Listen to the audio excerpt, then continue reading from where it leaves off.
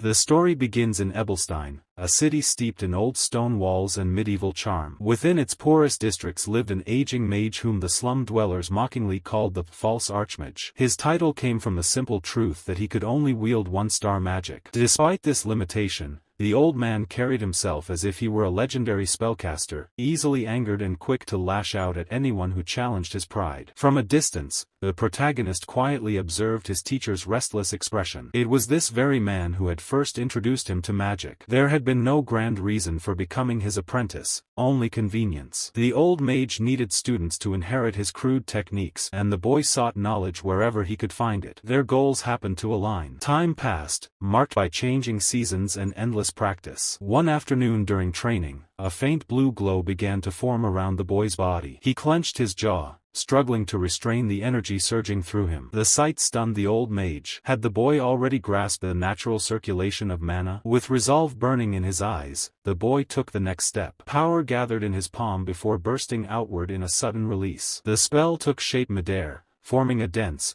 shovel-like construct of magic that shot forward. The old mage could only stare as it slammed directly into a tree, splintering bark and shaking the ground. Teacher and student stood frozen, stunned by what they had just witnessed. That was how the boy spent an entire year, absorbing everything his master could teach. He ran errands, completed menial jobs, and slowly carved out his place as a one-star mage. One night, while they camped beneath the open sky, the old mage drank himself into a bitter mood. Slurring his words, he complained that noble children reached 3 stars before adulthood. He warned the boy not to dream too big, insisting that commoners could never break past 2 stars. According to him, bloodline determined everything, and effort meant nothing. The boy listened in silence, understanding that these words reflected his master's own regrets rather than truth. That night felt endless as he watched the old man eventually pass out. The next day, rain poured relentlessly as the boy returned to camp. What he found stopped him cold. His master lay motionless on the ground, his body battered and bruised as if he had fought desperately before dying. At first, the boy assumed the old mage had picked a reckless fight. The truth was far crueler. The old man had been beaten to death by city guards after being caught attempting to steal a 2-star spellbook. No one understood why a man who preached resignation would risk everything for advancement. As the boy stood there in shock, a translucent system interface appeared before his eyes. Memories of bloodlines and limitations echoed in his mind. None of it mattered to him. He possessed no noble lineage to rely on. The screen informed him that he had unlocked the fundamentals of magic and must now choose a primary magical path. From that moment on,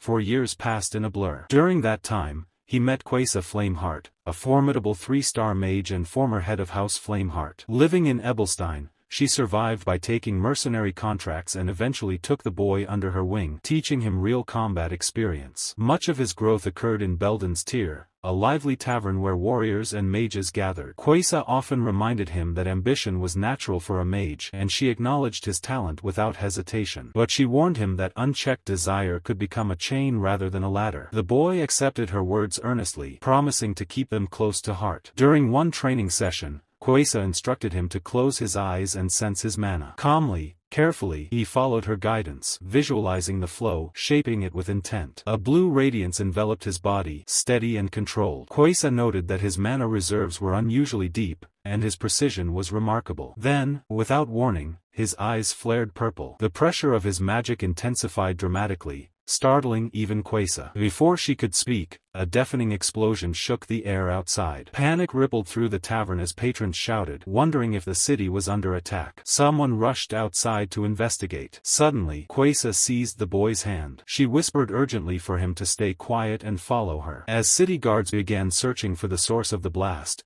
she pulled him into a narrow alley, moving quickly through the chaos. Confused and alarmed, the boy called out to her, asking what was happening. But for now, she only kept moving. Quasar suddenly halted in the narrow alley and turned to face him. Her expression hardened as she told him to listen closely to every word that followed. Sensing the gravity of the moment, the boy straightened and nodded, signaling that he was ready. She explained that the noble class fiercely guarded its privileges, and among them, magic stood above all else. Innate talent was considered a divine blessing only when it appeared in noble bloodlines. Commoners, on the other hand, were rarely allowed the chance to evolve, making any sign of unusual strength deeply unsettling to those in power. What he had displayed moments ago, she continued, was far beyond ordinary. She revealed that he had unconsciously cast a 2-star spell, auditory hallucination. As her words settled, a familiar translucent system panel appeared before his eyes, confirming that at the age of 14 he had officially advanced to a 2-star mage. From that day forward,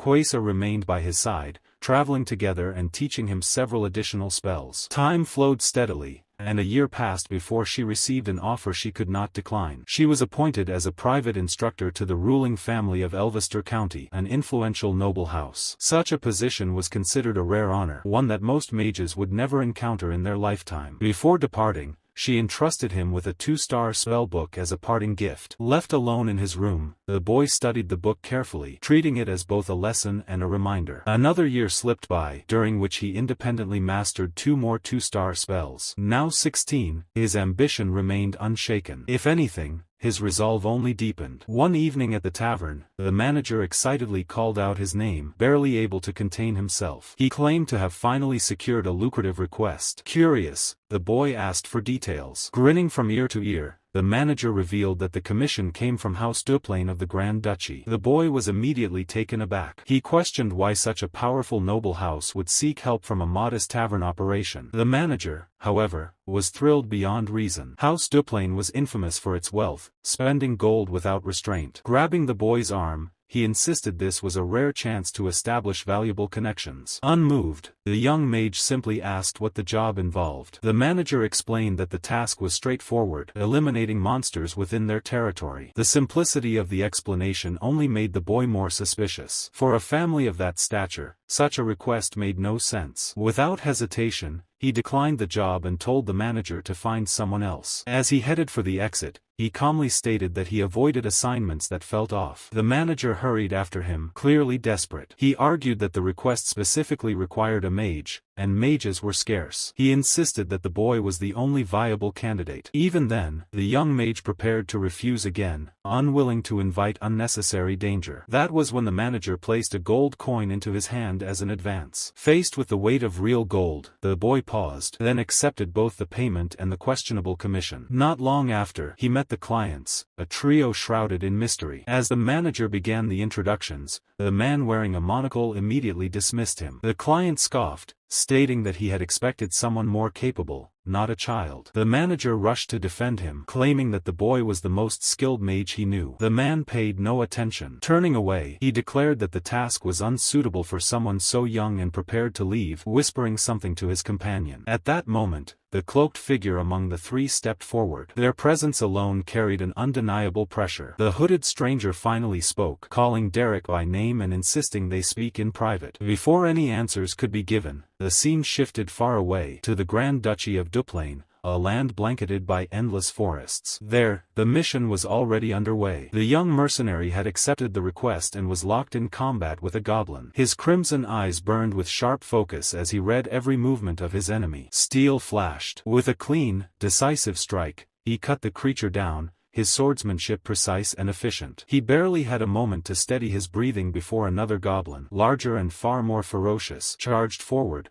roaring as it swung a heavy axe. Reacting instantly, he twisted his body aside, narrowly avoiding the deadly blow. His feet slid across the forest floor as he prepared to retaliate. The clash ended quickly. When silence returned, the boy stood over the fallen body, dirt and blood clinging to his clothes. Without hesitation, he raised his hand and released a violent surge of lightning. The spell tore through the forest, erasing the remaining goblins in one devastating sweep. Exhausted, he reported back to the dispatch officer, stating calmly that the task had been completed. The 3 clients who had hired him exchanged unimpressed looks, clearly underwhelmed by the sight of such a young mercenary. Only the cloaked individual seemed pleased, smiling faintly as they remarked on how swiftly the goblins had been eliminated. Later that night, the streets around Belden's Tier Tavern buzzed with noise and activity. Inside, a blonde girl named Pelin was shouting angrily at the young man. The tavern manager struggled to restrain her as she accused him of degrading himself by serving nobles. Leaning close, the manager muttered that Derrick had never mentioned the payment details to her. Raising one finger, the man let the silence stretch. Pelin scoffed, assuming the advance was no more than a single silver coin. The manager's smug grin told her otherwise. When he revealed that the upfront upfront payment was actually 1 gold coin. Her reaction was immediate, pure shock. The excitement overwhelmed her. Bursting with enthusiasm, she declared she wanted to take the job too. Moments later, she collapsed from sheer joy. Once things settled, the manager asked about the mission. The boy shrugged and replied that it had been simple, just goblins. However, he added something unexpected. Despite their appearance, the clients hadn't been entirely honest. The manager blinked, unsure if he'd heard correctly. Taking a slow drink, the boy explained that the so-called noble lacked 3 key traits expected of his rank. As for the maid, she was clearly pretending. Her hands had been far too clean, untouched by the kind of labor servants endured daily. Before he could mention the third inconsistency, the manager interrupted, calling his name sharply. The boy fell silent, listening as the man reminded him of an important truth. Mercenaries weren't paid to question motives. Their job was to survive, complete the task, and collect the reward. The young mercenary accepted that reasoning without argument. The following day, they returned to Duplain to conclude the job officially. Derrick reported that the goblin threat had been dealt with and wouldn't resurface anytime soon. The client praised his work and handed over the remaining payment, 2 gleaming gold coins. The manager nearly lost control, cheering loudly as he grabbed the coins and ruffled Derrick's hair in delight. The noble cleared his throat, bringing their attention back. He then expressed interest in making another request, leaving the manager stunned. When the payment was revealed, 15 gold coins, the man froze in disbelief. Faced with the offer, the noble asked directly if Derrick would accept. The young mage met his gaze and agreed without hesitation. They soon departed in a lavish carriage, traveling toward the next destination. Upon arrival, they found themselves before the grand estate of the Grand Duchy of Duplain. The mansion's sheer size left the manager speechless. Before entering, the noble insisted on formal introductions, despite the manager thinking it unnecessary. The man revealed himself as Dylan, the head butler serving the Grand Duke. Panic instantly overtook the manager. Shortly after, the woman stepped forward and introduced herself as Katerina, the estate's head housekeeper. Finally, the cloaked individual removed any doubt, revealing his identity as Jaden, captain of the Belden mercenaries. Only then did the young mercenary realize the truth. They had all concealed their real status, each holding far more authority than they had claimed. As Katerina led them into the massive residence, the manager finally understood just how significant their client truly was. The cloaked figure slowly lifted their hood. Derrick remained silent, watching closely as the hidden face was finally revealed. It was a young woman. Calm and composed, she introduced herself as Aline Duplain. Without hesitation, she explained her purpose. She wished to hire him as a tutor for her younger sister, Daila. The request left Derrick stunned. Teaching magic to a noble's daughter was far beyond anything he had expected. The scene shifted deeper into the Duplain family mansion, a vast estate that radiated authority and history. Suddenly, the heavy door of an office burst open with a violent crash. A young man named Rigg stormed inside,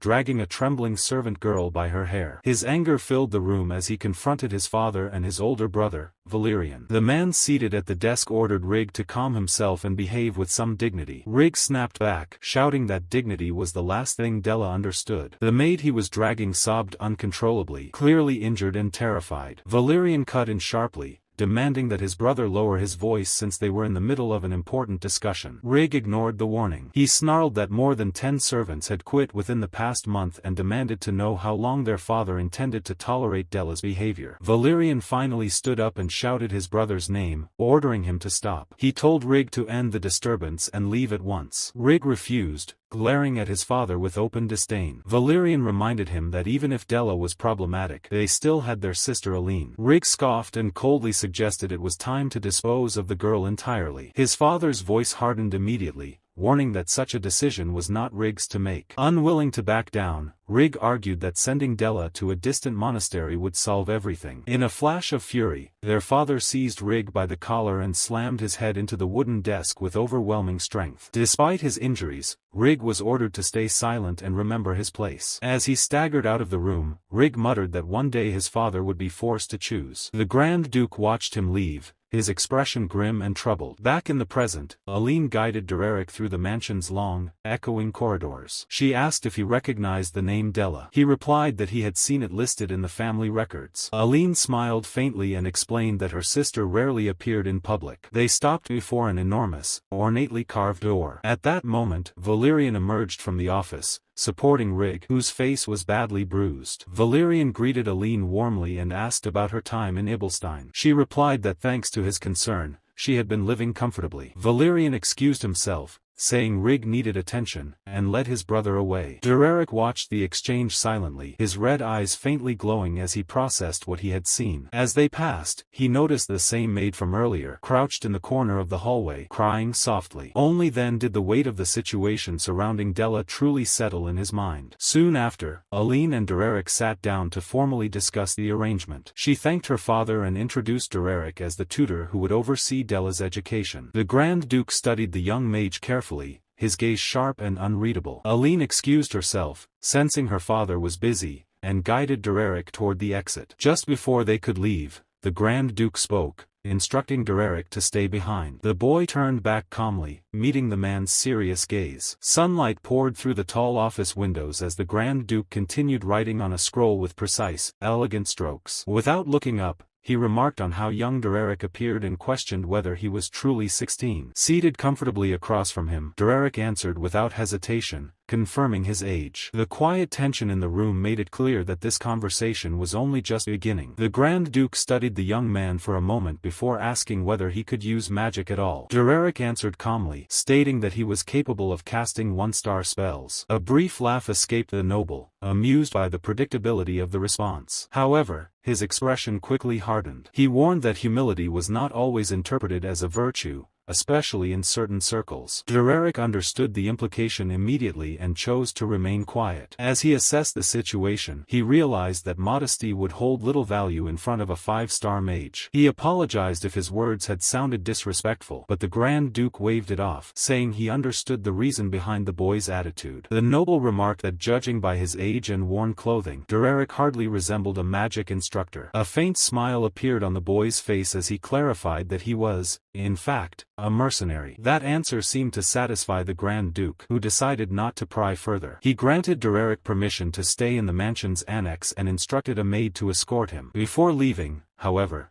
Derrick asked to speak once more. The Grand Duke paused and allowed him to continue, giving him his full attention. Derrick explained that as a mercenary, he was bound to complete any mission he accepted. Aline had hired him so that Diala could learn magic and gain the refinement needed to enter high society. The explanation seemed obvious to the noble, who asked why the boy felt the need to state it aloud. Meeting his gaze with seriousness, Derrick admitted that he had a personal request to make. The Grand Duke frowned slightly, confused by the sudden turn of the conversation. The scene abruptly shifted. A porcelain plate flew across a lavish room, smashing violently against the wall. Shards scattered as a maid cried out in terror. Trembling, she apologized to Della, but the girl coldly replied that apologies were meaningless. Enraged, she threatened the servant and ordered her out of her sight at once. Elsewhere, Jaden spoke quietly with Aline, questioning her choice of tutor. He pointed out that a commoner would struggle to teach a noble, especially when they had access to better options. Aline explained that she had already tried the most renowned mages, but each of them had quit. That was why she chose a different approach. Jaden noted that Derrick's former master had been a noble, meaning he had at least been exposed to aristocratic culture. Aline agreed, adding that the boy appeared composed and refined enough to guide Diala. With a knowing smile, Jaden advised her to sharpen her ability to judge people. He revealed that Derrick had grown up on the streets and became a mercenary at a very young age. Aline listened carefully, her expression turning thoughtful. The scene shifted again. Derrick was led through the mansion's long corridors by Dylan and a maid. They stopped before an enormous door that seemed to loom over him. Sensing the gravity of what awaited him inside, he raised his hand and knocked firmly. He waited calmly, but no answer came. After a brief pause, he pushed the door open and stepped inside. With a steady voice, he offered a simple greeting. Introducing himself, Derrick addressed Diala and politely asked for a moment alone so they could speak. Without turning around, the girl ordered the boy to come closer. Derrick complied, stepping forward at a measured pace. As the distance between them closed, a sly curve formed on Della's lips. In the next instant, she flung the contents of a cup straight at his face. The liquid splashed into his hair and ran down his cheeks, dripping slowly onto the floor. She smiled cruelly, remarking that she had mistaken him for a sewer creature invading her room. Repeating the insult,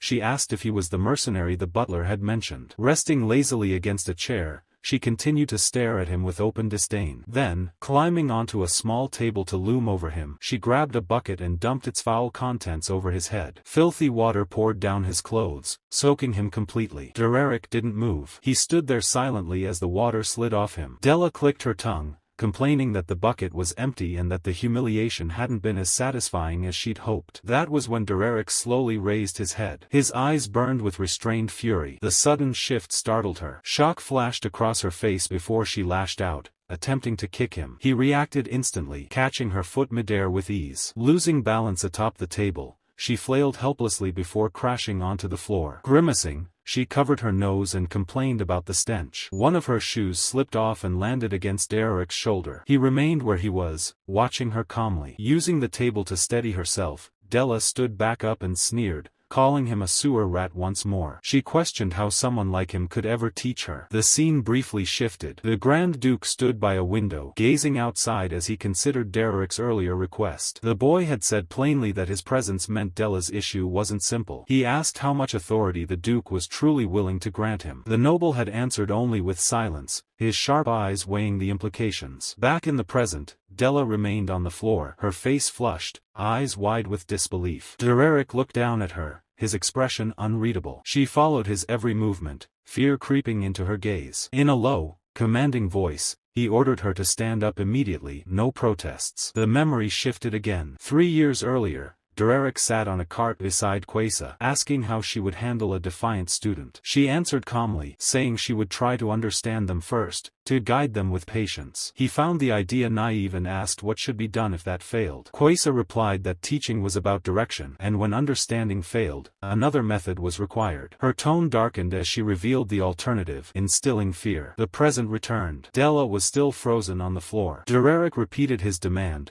telling her to show respect and stand without forcing him to repeat himself. She began to rise, rage etched across her face. Halfway up, she screamed and threw a punch at him. Derrick moved faster. His hand struck her face cleanly. Coldly, he warned her that he would not repeat his instructions and that she would learn to treat others properly. Stunned, Della stared at him, disbelief twisting into fury. She screamed for the butler, shouting that a commoner had dared to touch her. Moments later, Dylan burst into the room with 2 maids, demanding to know what had happened. He turned on Derrick, furious, asking what he thought he was doing. Calm as ever, Derrick produced a scroll and handed it over. He stated that the Grand Duke had granted him full authority over Della's education. Dylan's expression drained as he examined the seal with his monocle. Della froze, realization finally sinking in. That night, moonlight bathed the massive Duplain estate. In the corridors, Valerian stormed ahead while Rig struggled to restrain him. Valerian burst into a room and demanded to know if Derrick was the mercenary in question. The boy looked up from his book in silence. Enraged, Valerian lunged forward,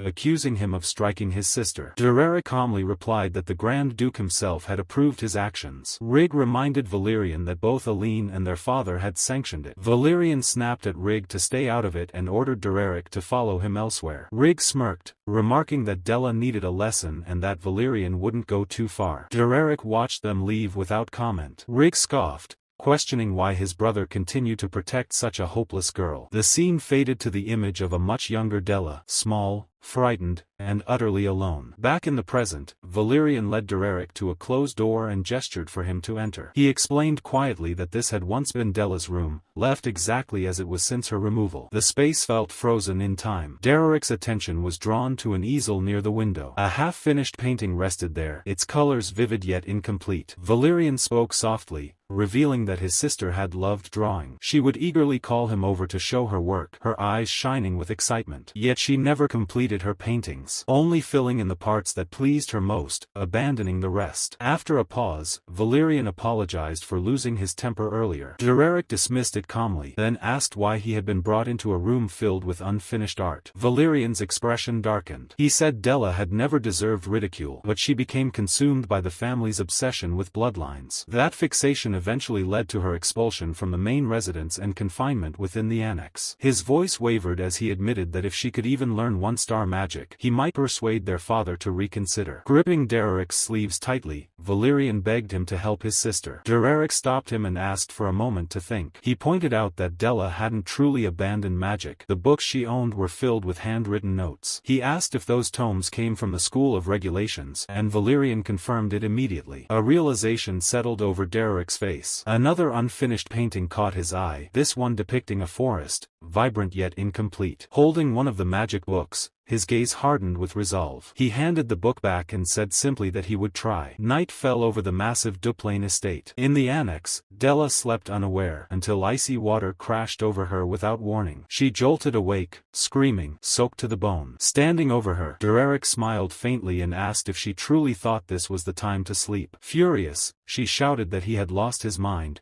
demanding to know how he dared enter her room. Ignoring her protests, he seized her arm and told her they were going somewhere important. She screamed for help as he dragged her through the corridors, but no one came. Unbothered, Derrick pulled her beyond the mansion walls and toward the shadowed forest. Once there, he shoved her to the ground. Pain shot through her as she cried out. She yelled that he was delusional if he thought this cruelty could teach her anything. Derrick replied calmly that she never listened and asked if she wanted to hear something interesting. A chilling smile crossed his face as he confessed that he took pleasure in putting arrogant nobles in their place. Fear overtook her. She demanded to know what he meant. He leaned closer, whispering that the tutoring arrangement was merely an excuse to get close enough to break people like her. Drawing his sword, he remarked coldly on how beautiful noble screams sounded. Backing away in terror, Della demanded to know if he thought he would escape punishment. Sword in hand, Derrick reminded her that she was destined for a monastery and that no one would believe her story. If something happened, he said, he could simply pay with his life, doing her family a favor by removing her. Panic seized her. Realizing she would die if she stayed,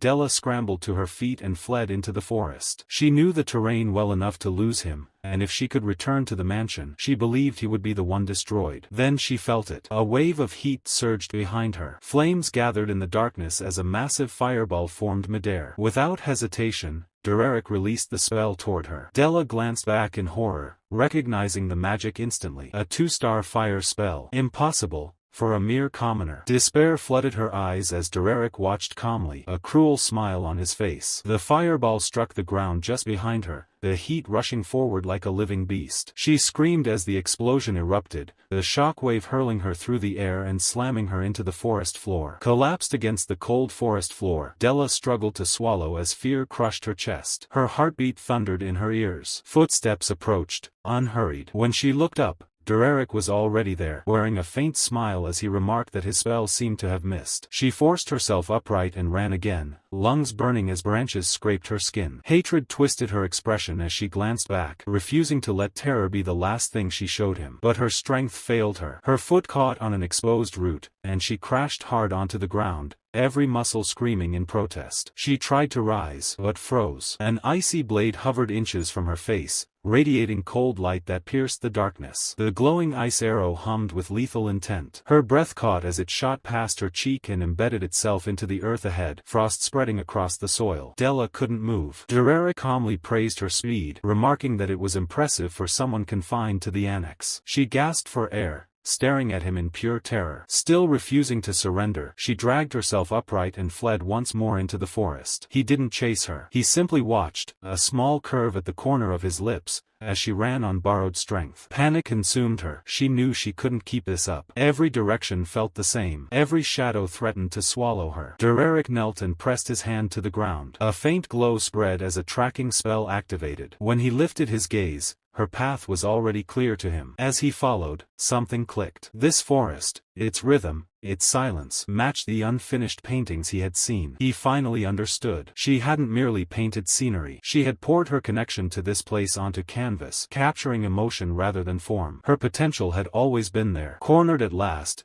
Della screamed and hurled a stone at him with all the strength she had left. Derrick didn't flinch. In one smooth motion, his blade flashed, splitting the rock cleanly in two. Her eyes widened in shock. He acknowledged her resolve, noting that she chose to fight instead of continuing to run. But her legs gave out. She collapsed, utterly drained. Derrick stepped closer, pointing out that she had no strength left. His sword lowered toward her as he asked if she had any final words. She laughed, bitter and broken, and met his gaze with open defiance. She said she would never apologize and dared him to finish it. Instead, he asked her why she clung so desperately to bloodline superiority. Silence followed. Tears welled in her eyes as the question sank in. At last, she whispered that without her bloodline, she had nothing. The words cracked her voice apart. Suddenly, she screamed, repeating the word magic again and again, rage and despair tearing through her. She demanded to know if he thought she had never tried. Derrick said nothing. She sobbed that no matter how hard she worked, it never mattered. With tears streaming down her face, Della stared at the ground, asking herself what she had left if her bloodline was all she had ever been allowed to hold on to. Della's voice faltered as she questioned who she truly was, her words dissolving into the night air. Derrick did not answer. He simply stood there, watching, allowing silence to stretch between them. For a brief moment, it seemed as though he was weighing something unseen. Then, a soft blue glow gathered along the edge of his blade. Della lifted her tear-streaked face, confusion and fear colliding in her eyes as she tried to read his intent. Derrick raised his sword and spoke coldly, saying he had listened to enough of her self-pity for one night. His tone carried no warmth as he offered his farewell. Panic struck instantly. Without hesitation, he brought the blade down with full force. Della shut her eyes tight, bracing for the end. Her body tensed, waiting for pain that never came. Seconds passed. When she dared to open her eyes, she froze in disbelief. A towering wall of jagged ice crystals stood before her, shimmering faintly in the darkness. She stared at it, breath caught in her throat. On the opposite side of the frozen barrier, Derrick stood calmly, watching her reaction. At that moment, Della felt a strange sensation surge through her arms. She looked down as her hands began to glow with a faint blue light. She had done it. Her mana had responded. Derrick smoothly returned his sword to its sheath and offered her a quiet congratulation, followed by an apology for his earlier harshness. Della could only stare, her mind struggling to keep up with what had just happened. He explained that what she experienced was merely mana manifestation, but the fact that she achieved it at all mattered. The realization broke her composure completely. Tears streamed freely as she laughed and cried at the same time, overwhelmed by joy. She shouted in relief, celebrating the fact that she had finally used magic, even if only a trace. Derrick remained nearby, allowing her to release everything she had bottled up for so long. Once she calmed, he told her that she belonged to the school of the wild. The statement left her stunned. He went on to explain that most nobles are taught through the school of regulation, which was why she had always struggled. For her, forcing that system was like wearing clothes that were never meant to fit. Della asked how he had known so quickly. With a faint smile, Derrick said he had seen her paintings and felt the mana embedded within them. He explained that mages of the wild resonate with nature instinctively, often expressing it long before they realize what it is. Understanding dawned across her face. He rose to his feet and told her that was enough for one night. While she had awakened her mana, her journey was only beginning. As he turned to leave, Della called his name. He paused and faced her. Embarrassed, arms folded tightly, she thanked him in a small voice. Derrick hesitated, unsure how to respond, then simply told her it was time to go. Together, they headed back toward the mansion. Along the way, he remarked on one of her paintings. She quietly admitted it was her finest work. The next morning, sunlight poured into the room, marking the start of something new. Della woke in her bed feeling different, steadier, more focused. With renewed determination, she raised her hand and closed her eyes, carefully attempting to call forth her mana once again. Della fixed her gaze on her outstretched hand, brow furrowed in concentration. She tried to guide the unfamiliar energy coursing inside her body, but the moment she attempted to shape it, the power slipped away like mist. The faint glow vanished, leaving her staring at her palm in frustration. Even now, controlling mana felt far more difficult than she had imagined. Outside her room, a maid approached with a laundry basket balanced against her hip. At that moment, the door flew open without warning. The servant shrieked in shock, stumbling backward. The bucket she carried tipped over, and murky water spilled across the floor, splashing over Della's bare feet. The young noble did not move. Trembling, the maid dropped to her knees and apologized over and over, her voice shaking with fear. She fully expected punishment, just as before. Della stared at her in silence,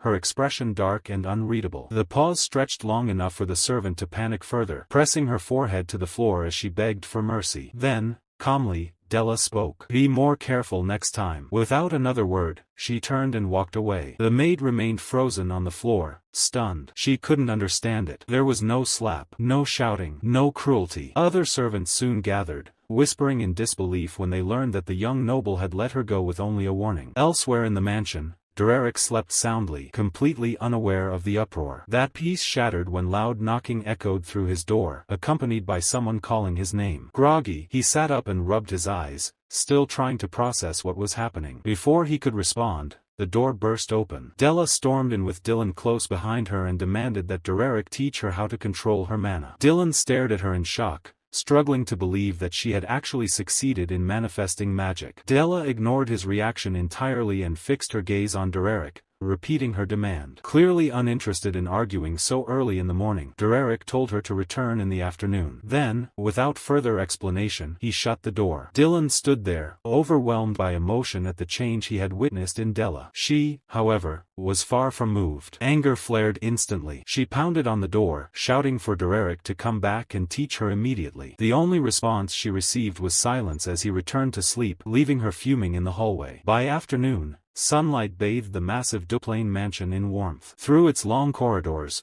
footsteps echoed with purpose. Two maids whispered nearby, gossiping about how Della hadn't broken anything that day. One of them added in a hushed voice that the young noble had even awakened her magic. Reeg, passing by, stopped short when he overheard them. His eyes widened as he turned sharply toward the servants, demanding they repeat what they had just said. Meanwhile, in his office, the Grand Duke calmly continued writing until Icelandine informed him of the news. According to the servants, Della had indeed manifested magic. The man finally relaxed, a trace of relief crossing his features. R.A., however, warned against celebrating too soon. Manifesting mana alone proved nothing. Ace Lion bristled at her words, snapping that their sister deserved praise for even reaching this point. Their father listened quietly as the argument unfolded, his expression unreadable. Reeg reminded them of Della's past behavior and insisted that this alone was not enough to spare her from being sent to the convent. The Grand Duke said nothing, clearly weighing his next decision. Back in her room,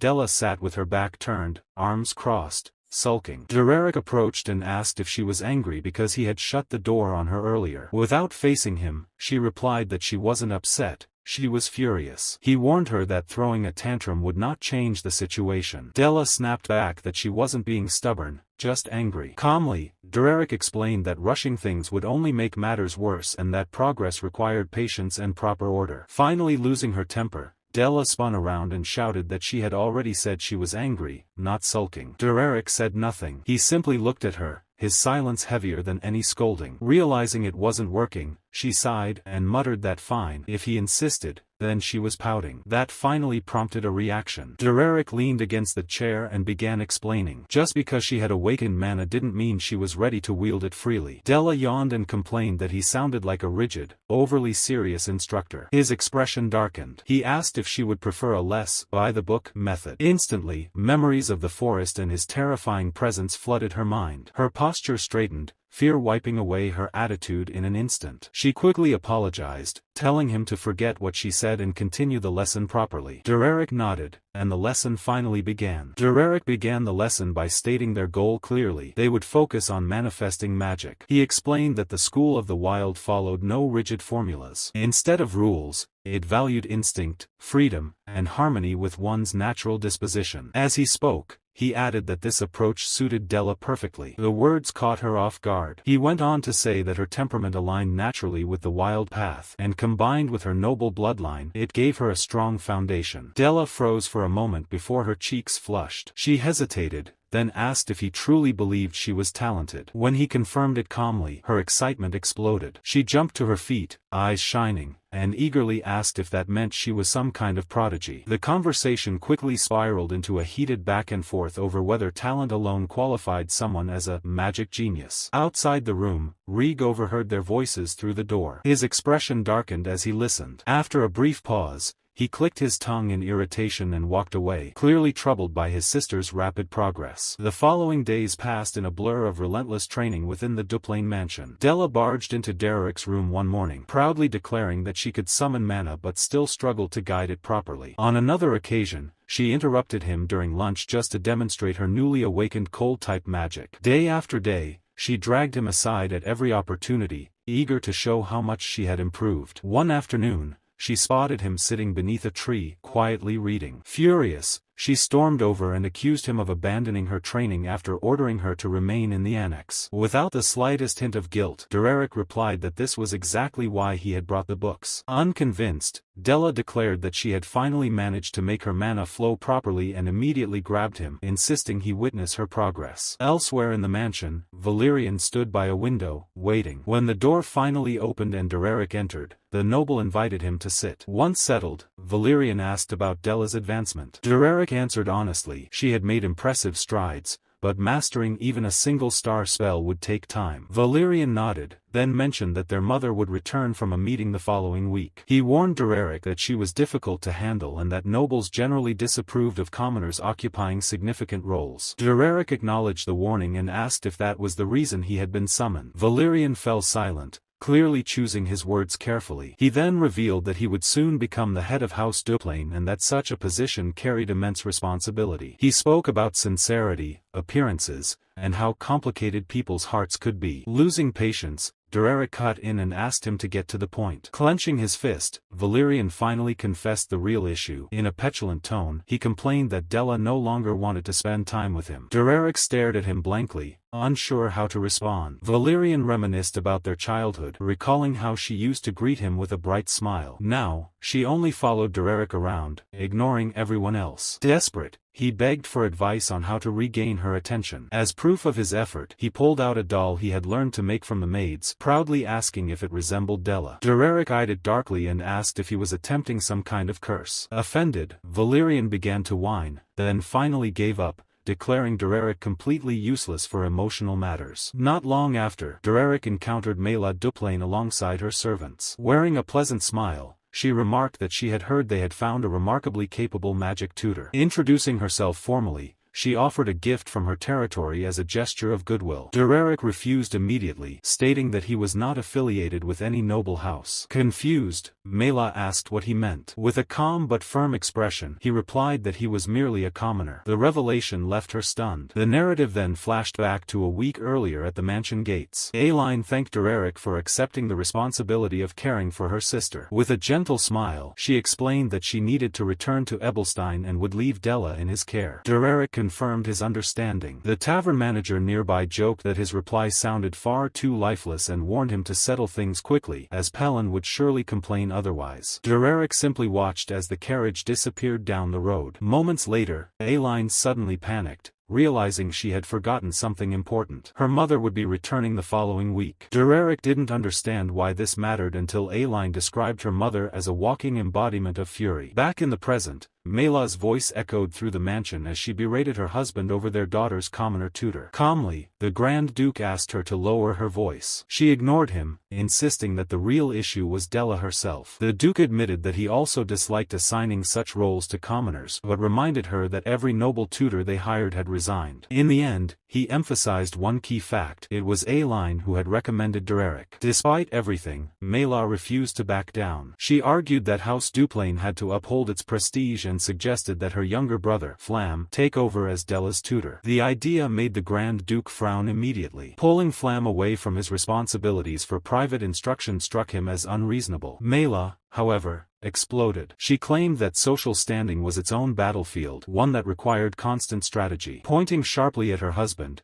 she declared that their daughter would become the laughingstock of noble society if she continued studying under a nameless commoner. Valerian stepped forward, urging his mother to calm herself and stop arguing with their father. She ignored him completely and ordered him to leave, insisting the issue was far too serious for interference. Rig then spoke up, redirecting the argument. He remarked that the real question wasn't status, but whether the commoner actually possessed the ability to teach. Mela smiled at his words, clearly pleased, while Valerian's worry deepened. Rig continued, saying that although a commoner instructing a noble was unusual, it could be tolerated if the tutor proved his worth. He proposed testing Derrick through a magic duel. The Grand Duke immediately shut the idea down, warning his son that Derrick was a genuine mage. Rig scowled, irritated at being contradicted. Unwilling to concede, he suggested a different approach, testing Della instead. Valerian stared at him, baffled. Rig explained calmly that if Derrick truly was a competent teacher, then Della's improvement would speak for itself. The Grand Duke remained silent, clearly weighing the idea. Valerian tried to object, But Rig was already walking away, intent on carrying out his plan. As they left the room, Valerian demanded to know if his brother had lost his mind, proposing such a thing for their sister. Rig countered that Della had changed and reminded him of the trouble she had caused in the past. Valerian insisted she was their only sister and needed protection no matter what. Rig laughed bitterly and asked if he truly believed in that cursed bloodline rhetoric. He shouted that the same blood had nearly destroyed their family countless times. Valerian froze, stunned by the venom in his brother's words. Rig coldly declared that Della's best fate was remaining locked away in the annex forever before leaving. Left alone in the hallway, Valerian watched him go, his face tight with resolve as an unspoken plan began forming in his mind. Later that day, birds chirped calmly near the mansion grounds. The peace shattered when Della stormed into Derrick's room, her eyes blazing with excitement. He glanced up at her with clear impatience and asked what she wanted so early. A scroll slammed down onto the book he was reading. Arms crossed, she warned him bluntly. If she lost the upcoming duel, he was fired. Derrick read the document and pointed out calmly that Rig was already a seasoned one-star mage, making victory unlikely. Della erupted, shouting that if she lost, he would pay the price. Unbothered,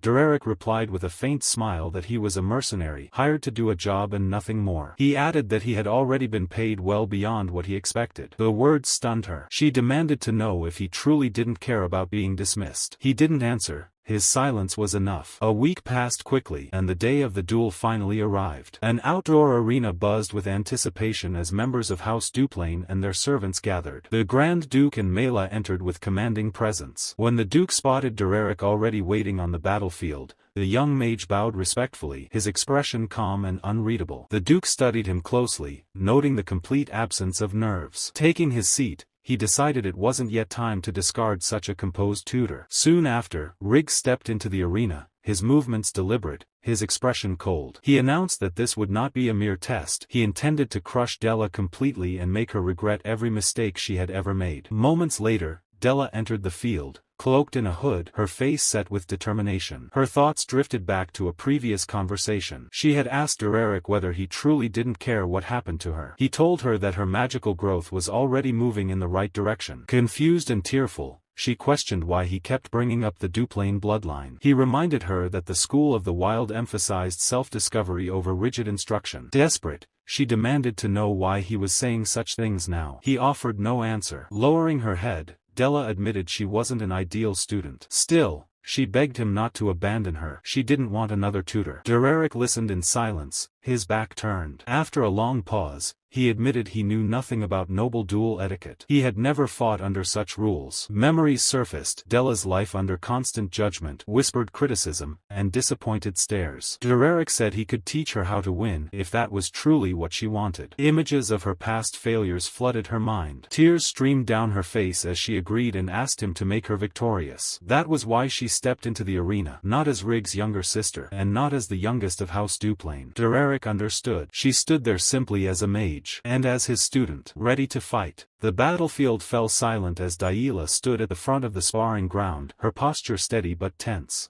The butler stepped forward and announced calmly, "We will apply the sparring rules of high-rank mages. Whichever side triggers General Salem's protective magic circle first will be declared the loser. With that, the match will begin." At his words, Daila lifted her gaze. Her eyes met Rig's. For a brief moment, the world seemed to narrow to that single exchange. Rig's expression was controlled, but there was something sharp lurking behind his gaze, an intent that made Daila's instincts flare with warning. The signal was given. Almost instantly, a magic pendant embedded near the platform's edge activated. A faint, shimmering light spread outward like ripples across water. Invisible lines traced themselves through the air, forming General Salem's phantom protective magic circle. It was an advanced construct, designed to nullify lethal damage and forcibly suppress spells before they could cause fatal harm. From the sidelines, Derrick watched with narrowed eyes. So this is how nobles spar, he thought coldly. Expensive accessories just to avoid injuries. His gaze flicked briefly to the pendant, then back to the battlefield. It must be convenient to be rich enough to throw money away like this. The sparring duration had been set at 10 minutes. However, the moment Derrick observed Rig's stance, he knew the match would not last nearly that long. Rig had no intention of dragging this out. Rig raised one hand. Dense purple mana gathered around his palm as he began chanting. The energy twisted violently, compressing into a sharp, unstable mass that crackled with pressure. The air itself seemed to vibrate under its weight. Daila looked up, her brows knitting together as the oppressive force washed over her. The raw intensity of the mana made her chest tighten. Raig's eyes hardened. Purple light erupted as the energy took form. Sorry, he thought coldly, but I need you back in the annex. He lunged forward without warning, shouting her name as he swung his arm down. A sharp slash of condensed energy tore through the air, screaming as it raced straight toward her. Daila's eyes flashed. At the very last instant, she activated her ability and slipped aside. The attack grazed past her, missing by a hair's breadth before slamming into the ground behind her. Raig clicked his tongue, teeth grinding together. How dare she? He didn't hesitate. Another attack followed immediately, then another. Daila retreated, maintaining distance while keeping her focus locked firmly on his movements. Each step was precise, calculated. She refused to let herself panic. From the sidelines, Derrick observed every exchange with a critical eye. She's handling one-star magic without trouble, he assessed. But when it comes to real combat, she's still inexperienced. His gaze sharpened. She's forcing the spell's trajectory instead of guiding it. At this rate, she'll burn through her mana quickly. A violent clash erupted as Raig's aggressive magic slammed into Daila's barrier. The mana shield flared brightly, rippling as sharp energy collided against its surface. The impact sent vibrations through her arms. Raig scoffed. She's not even using star-rank magic, he sneered. It's just raw mana manifestation. Does she really think she can block me with something like this? Purple light surged again. This time, 3 condensed spheres of energy formed in his hand, each one pulsing with unstable power. His aura intensified, pressing down on the battlefield like a storm. If it's just a trick, Raig said coldly, I'll break through it with pure firepower. Try blocking this, Daila. Inside the barrier, Daila lifted her gaze. The mass of energy looming above her felt overwhelming, as if it could swallow her whole. Her heartbeat thundered in her ears. Suddenly, Derrick's voice echoed in her memory. Remember this, Lady Daila. She could see him clearly, standing tall, eyes sharp, expression unwavering. Mercenaries don't fight like nobles, he had said. They don't believe in fairness or honor during combat. Their only goal is victory. His voice had been harsh, but truthful. This isn't a clean duel, Derrick continued. And even if you win, you may still be criticized. Daila's breath steadied as the memory replayed. Even so, he had added, you can still choose an ending where you win. Her fear slowly receded, replaced by a burning resolve. Another memory surfaced. Are you really fine with that? Derrick had asked, his gaze piercing. Of course. Daila had shouted back without hesitation. The memory shattered. She snapped back to reality. Her eyes sharpened as mana surged through her body. Raig gave her no time to recover. His attacks came in relentless succession, precise and unforgiving. Among mercenaries, Daila thought, there are people who win even when they're weaker. She lifted her gaze slightly. Those people don't duel, she murmured. They fight. Raig struggled to keep pace as he unleashed another sharp attack. The strike grazed past Daila's side, the wind pressure slicing dangerously close. She dodged just in time, feeling the chill of near impact. By fighting, her thoughts continued, they control the battlefield using terrain and timing. She forced herself to calm down. Instead of retreating further, Daila suddenly lowered her body and dropped to the ground. They use every method available to seize victory. Another attack lunged toward her. They never waste even a brief moment when their opponent lowers their guard. Raig's magic collided with her barrier again. This time, cracks spread rapidly across its surface. The shield trembled violently, teetering on the verge of collapse. Cold sweat slid down Daila's back. This is getting bad, she muttered through clenched teeth.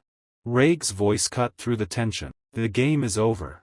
He lunged forward. For a split second, Daila froze as the attack closed in. Then, boom! A violent explosion shook the ground. Stone shattered, and thick dust surged upward, swallowing the battlefield entirely. Derrick stood rigid, eyes locked on the smoke-filled arena. Daila, her mate screamed. From the stands, Daila's mother shot to her feet, panic flooding her face. Daila, she cried, turning sharply toward the butler. Dallin, what are you doing? Stop the spell now, she's hurt. Her husband's voice cut through her panic. Sit down. The Duke's tone was firm, commanding. His gaze never left the battlefield. It's not over. But you saw it yourself, his wife protested. She was clearly hit. Wrong, the Duke interrupted sharply. General Phantom's magic circle didn't activate. He exhaled slowly, eyes narrowing. Then he glanced sideways at Derrick. The young man hadn't even blinked. It was as if he had expected this outcome from the very beginning. On the battlefield, Rhaeg stared into the smoky ground, confusion flashing across his face. She should have been hit, he muttered. Then why didn't the magic circle activate? Where did she go? His eyes widened. Movement. Crystals of sharp energy erupted from the ground beside him. Rhaeg barely dodged, leaping away with a curse. His heart pounded as realization struck. The attack came from below the platform. If she left the platform, that should count as a loss, he thought sharply. Then he hesitated. His gaze flicked toward the butler. Does being below the platform not count as leaving it? Rhaeg clenched his teeth. They probably never imagined a trick like this being used in a noble spar. Another attack burst from beneath the ground. He avoided it by a hair's breadth, his breathing growing heavier with each exchange. I can't even see her, he admitted grimly. Landing a hit like this will be difficult. His expression darkened. All she needs is one clean blow. This spar doesn't resemble a noble duel at all. Finally, Rhaeg spotted her. Daila emerged from the ground, dirt clinging to her clothes. Slowly, she straightened and looked up at him. Rage burned in her crimson eyes, far removed from the calm expression she usually wore. Rhaeg stiffened. I've seen that look before, he realized. The same look Derrick had worn when my older brother grabbed him by the collar. Rhaeg's gaze snapped toward Derrick. There's no way she came up with this alone. His teeth ground together. That bastard, Derrick, this was your plan. With a sharp motion, Rhaeg removed his black coat and tossed it aside. His stance shifted completely, all traces of playfulness gone. Fine, he said coldly. I'll play along with your scheme, Derrick. The attack from below had shaken Rhaeg more than he expected. The strike to the lower part of the arena burned in his memory, not just in his body. Instead of fear, it left him sharper, colder. Above the battlefield, Daila's mother leaned forward, eyes wide. She had noticed something wrong in the dust bowl beneath the platform. Daila had slipped under it. Panic rose in her voice as she called out for the fight to stop. But her husband, head of the family, remained calm. No rule had been broken. He told her to wait. His gaze stayed fixed on the field, curiosity growing stronger than concern. Beneath the platform, hidden in the thick dust, Daila sat still. Her breathing was steady despite the noise above. Her eyes glowed faintly as she used her magic to disturb Rhaeg's focus. She could feel the mana in the air like threads brushing against her skin. Every current, every shift, was clear to her. She locked onto it with pure determination. Above her, Rhaeg clenched his teeth and tried to cast again. Ice formed beneath his feet without warning. He jumped back just in time. Anger flashed across his face. She was targeting his feet whenever he began an incantation. If this continued, he would lose. Then he saw it, the tall pole with the flag standing at the center of the arena. An idea formed instantly. Under the platform, Daila felt the mana flow pause. He had stopped casting. That meant he was planning. She narrowed her eyes in the darkness.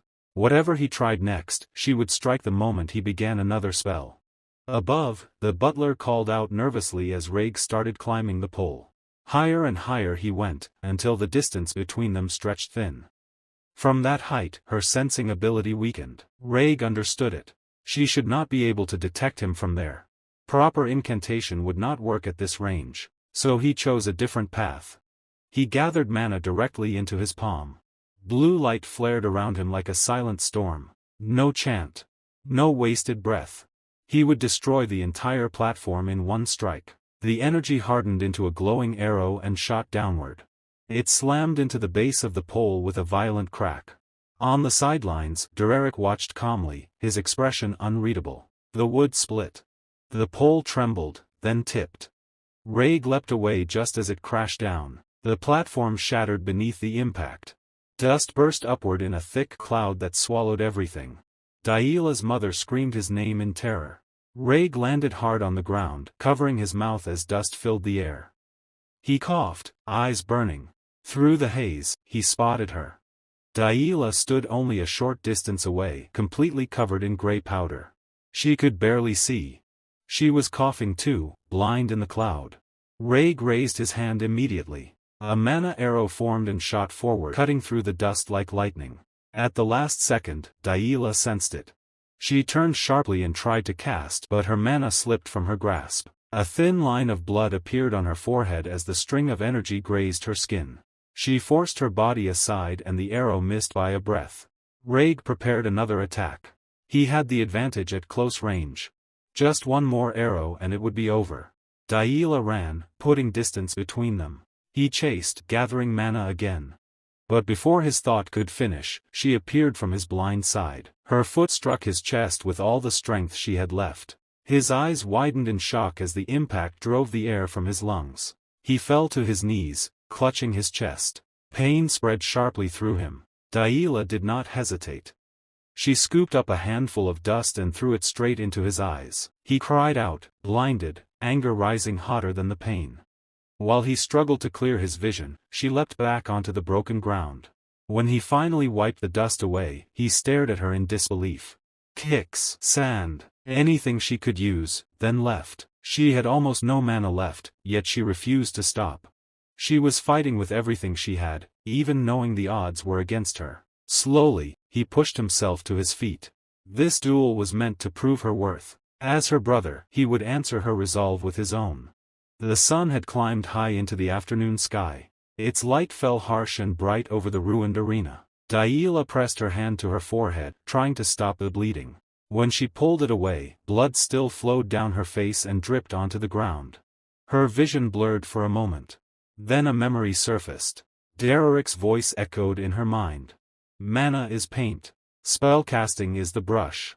Gather the free paint and shape it into an image. She remembered the night he showed her his own mana flowing gently into the sky, clearing the darkness so others could see. Back in the present, Daila closed her eyes. She focused not on fear, not on pain, but on the flow around her. Slowly, the mana answered. It wrapped around her body like a thin shield.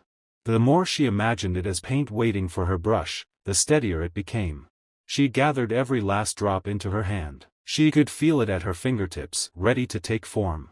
A large spell circle spread beneath her feet, glowing bright against the broken ground. From it, a sharp ice spear emerged beside her. The butler stared in shock. Daila's mother gasped. 1-star magic. Across from her, Reg felt a flicker of unease. Ice spears. So she had reached that level. He gathered his own mana, forming multiple arrows at once. Even so, he believed he was still one step ahead. If he struck first, he would win. They moved at the same instant. Daila thrust her hand forward, sending the ice spear flying with full force. Reg released his arrows in a storm of blue light. The attacks collided midair. A massive explosion tore across the arena. Blue energy burst outward in every direction, forming a wide circle that crackled with yellow lightning. The shockwave slammed into the watching parents, leaving them stunned. Dust swallowed the field once again. When it cleared slightly, Reg stood breathing heavily, drained from the effort. Across from him, Daila remained silent, chest rising and falling with equal strain. And nearby, Derrick watched without a word, his calm gaze fixed on the aftermath. 1 year ago, 3 small birds huddled on a thin branch outside the Duplain castle. Their mother leaned down, feeding them one by one as they chirped with bright hunger and simple joy. The sound was alive, it echoed softly against cold walls that had witnessed far heavier things. Inside the corridor, the Duke walked with steady steps, his butler trailing half a pace behind. The butler spoke of a letter that had arrived at the Duplain residence that morning, something about a gathering soon to take place. His voice was careful, formal, filling the air with matters of rank and duty. But the Duke was not listening. His gaze had drifted past polished floors and tall windows toward a half-open door. Inside that room, his daughter sat alone on a chair. Her posture was small. Her face looked drained of light. The sight caught him harder than any news ever could. The scene shifted to the training grounds from earlier that day. Daila stood beneath an open sky, her breath uneven, her magic nearly spent. Across from her sat her opponent, Reg. The barrier shield still shimmered faintly between them, proof that the match had ended.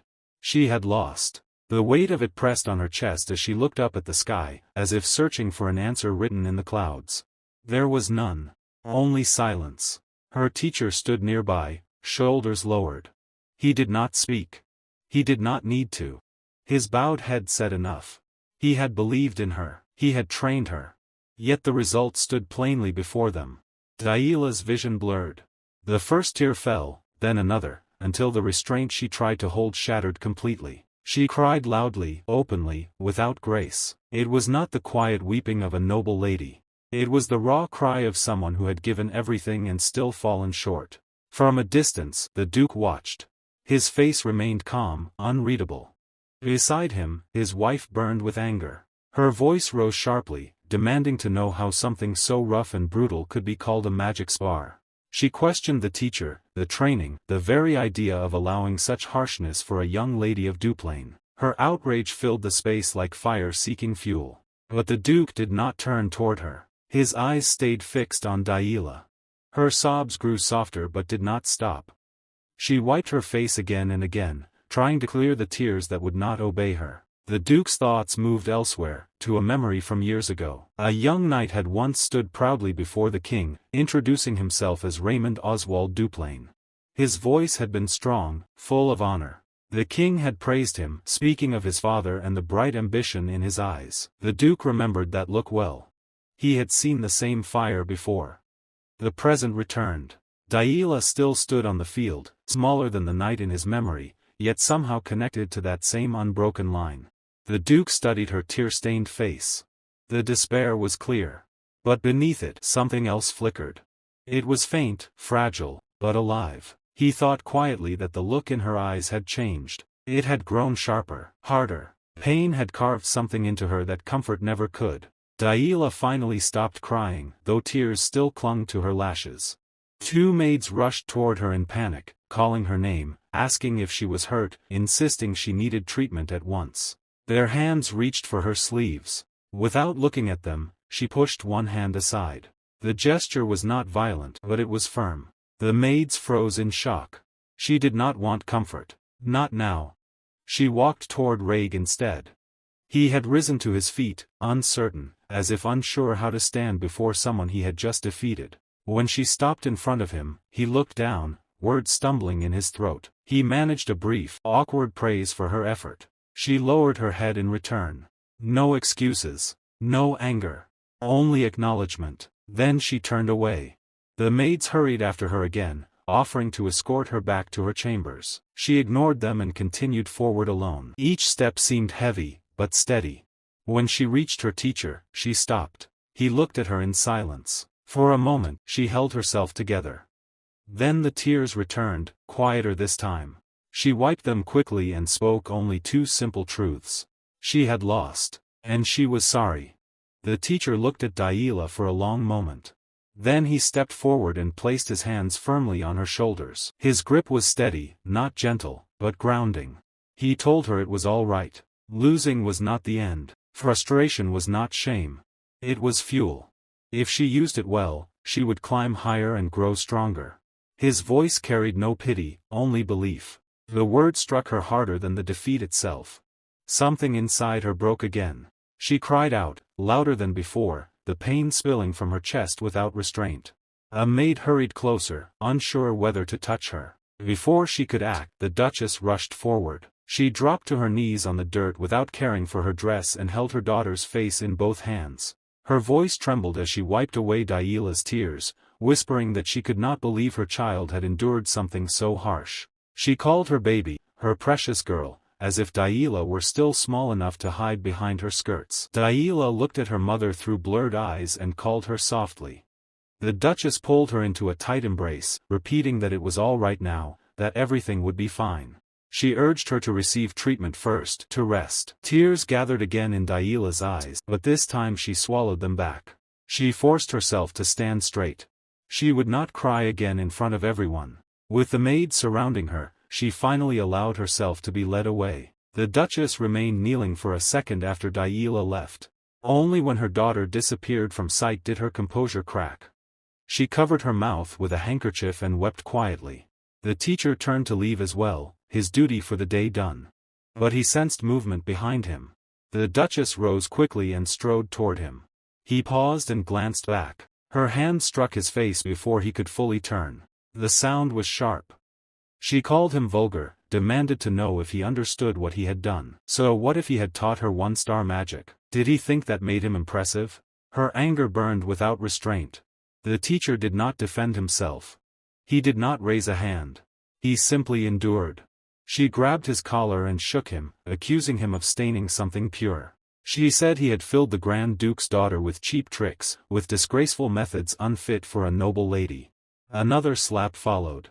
Still he remained silent. Her voice grew harsher, claiming there was a world he could never understand, a world of dignity and value that common trash could not touch. The Duke stepped between them at last. The Duchess turned to him, desperate for agreement, insisting that what had happened was not proper magic sparring. But before she could finish, his hand struck her across the face. The shock silenced the courtyard. She stared at him, unable to speak. He asked quietly if she knew who was behaving most vulgarly at that moment. Her lips trembled as she tried to protest, reminding him that the man was only a commoner. The Duke did not deny it. Yes, he said, the teacher was a worthless commoner. But he was also their daughter's teacher. What parent in the world treated their child's teacher in such a manner? His voice was heavy, not loud, yet it carried more weight than any shout. The teacher stood still, eyes lowered, offering no complaint. The Duke then stepped in front of him and bowed his head. He asked for forgiveness on behalf of his wife, explaining that everyone had their own way of loving a child. The teacher looked at him and said it was all right. Nothing more. The Duke straightened and said they had something to discuss privately. He ordered him to follow to the audience room. Together they walked back into the castle, their footsteps echoing through stone halls.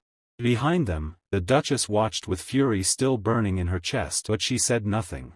Inside his study, the Duke sat at his desk and lifted his pen. Papers lay before him, already prepared. He spoke calmly, saying the teacher had raised Daila splendidly. As the master of the estate, he must grant an appropriate reward. The highest realm permitted to a commoner was not something offered lightly. Ink touched parchment as he began to write. Then he looked up and asked directly if the man desired 3-star magic. The teacher's expression shifted, just slightly. Surprise flickered across his face before settling into something deeper. His eyes, dark red and steady, met the Duke's gaze. The Duke studied him carefully and thought that the man understood him well, perhaps even better than he understood himself. This was not a simple instructor. This was a 5-star mage, a Grand Duke who recognized talent and ambition when he saw it. Opportunity had been placed on the table. When chances appeared, they had to be seized. The teacher's face darkened with resolve.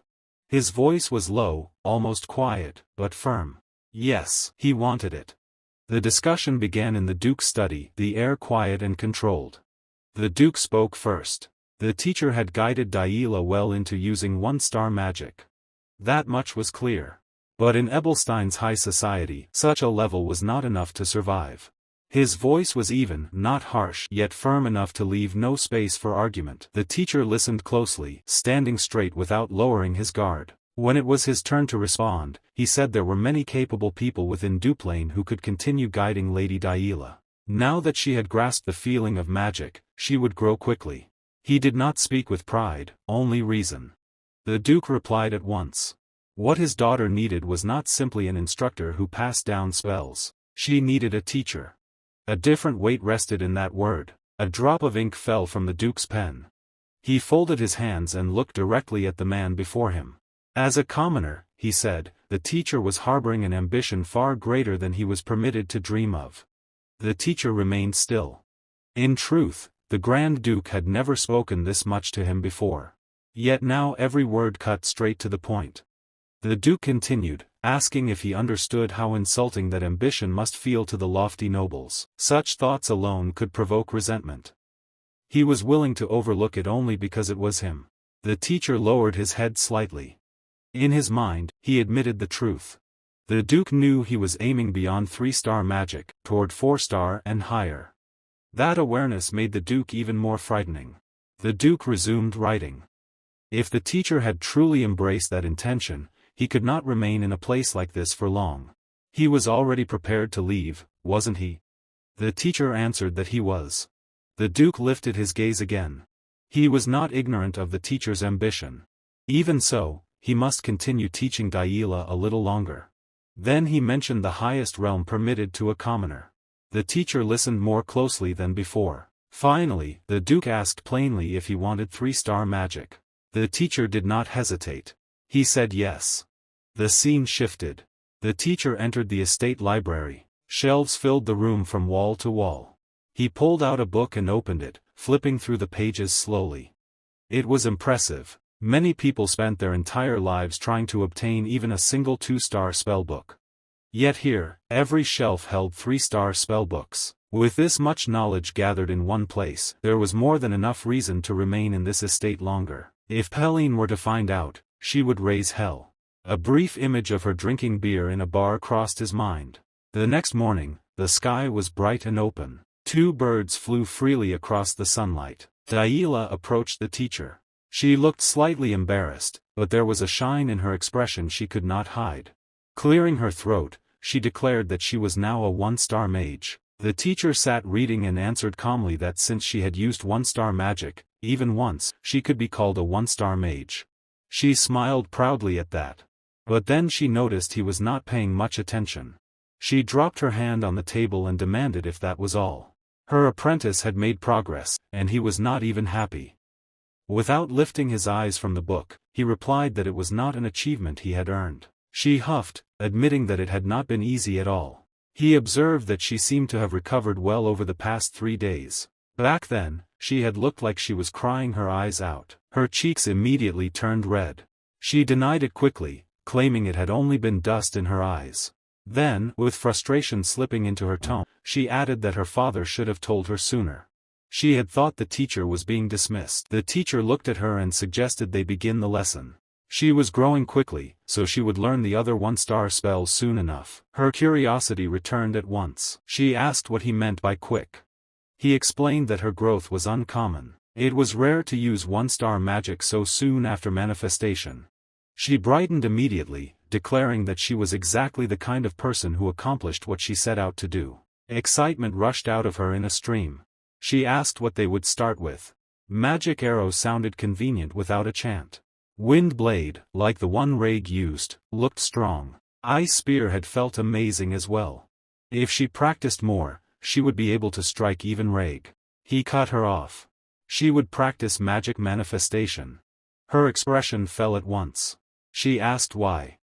Weren't they supposed to learn 1-star spells? He answered that there were many reasons, but in the end, the basics mattered most. If explained simply, it came down to mana. Her shoulders dropped. The excitement drained from her face. She turned away slightly and agreed in a low voice. If he said so, then it was what it was. She had gotten excited for nothing, thinking they would begin new spells. The teacher watched her reaction, not fully understanding the sudden shift in her mood, but the decision remained unchanged. The foundation came first. Daila looked at the teacher and noticed he was already watching her closely. His eyes did not move away.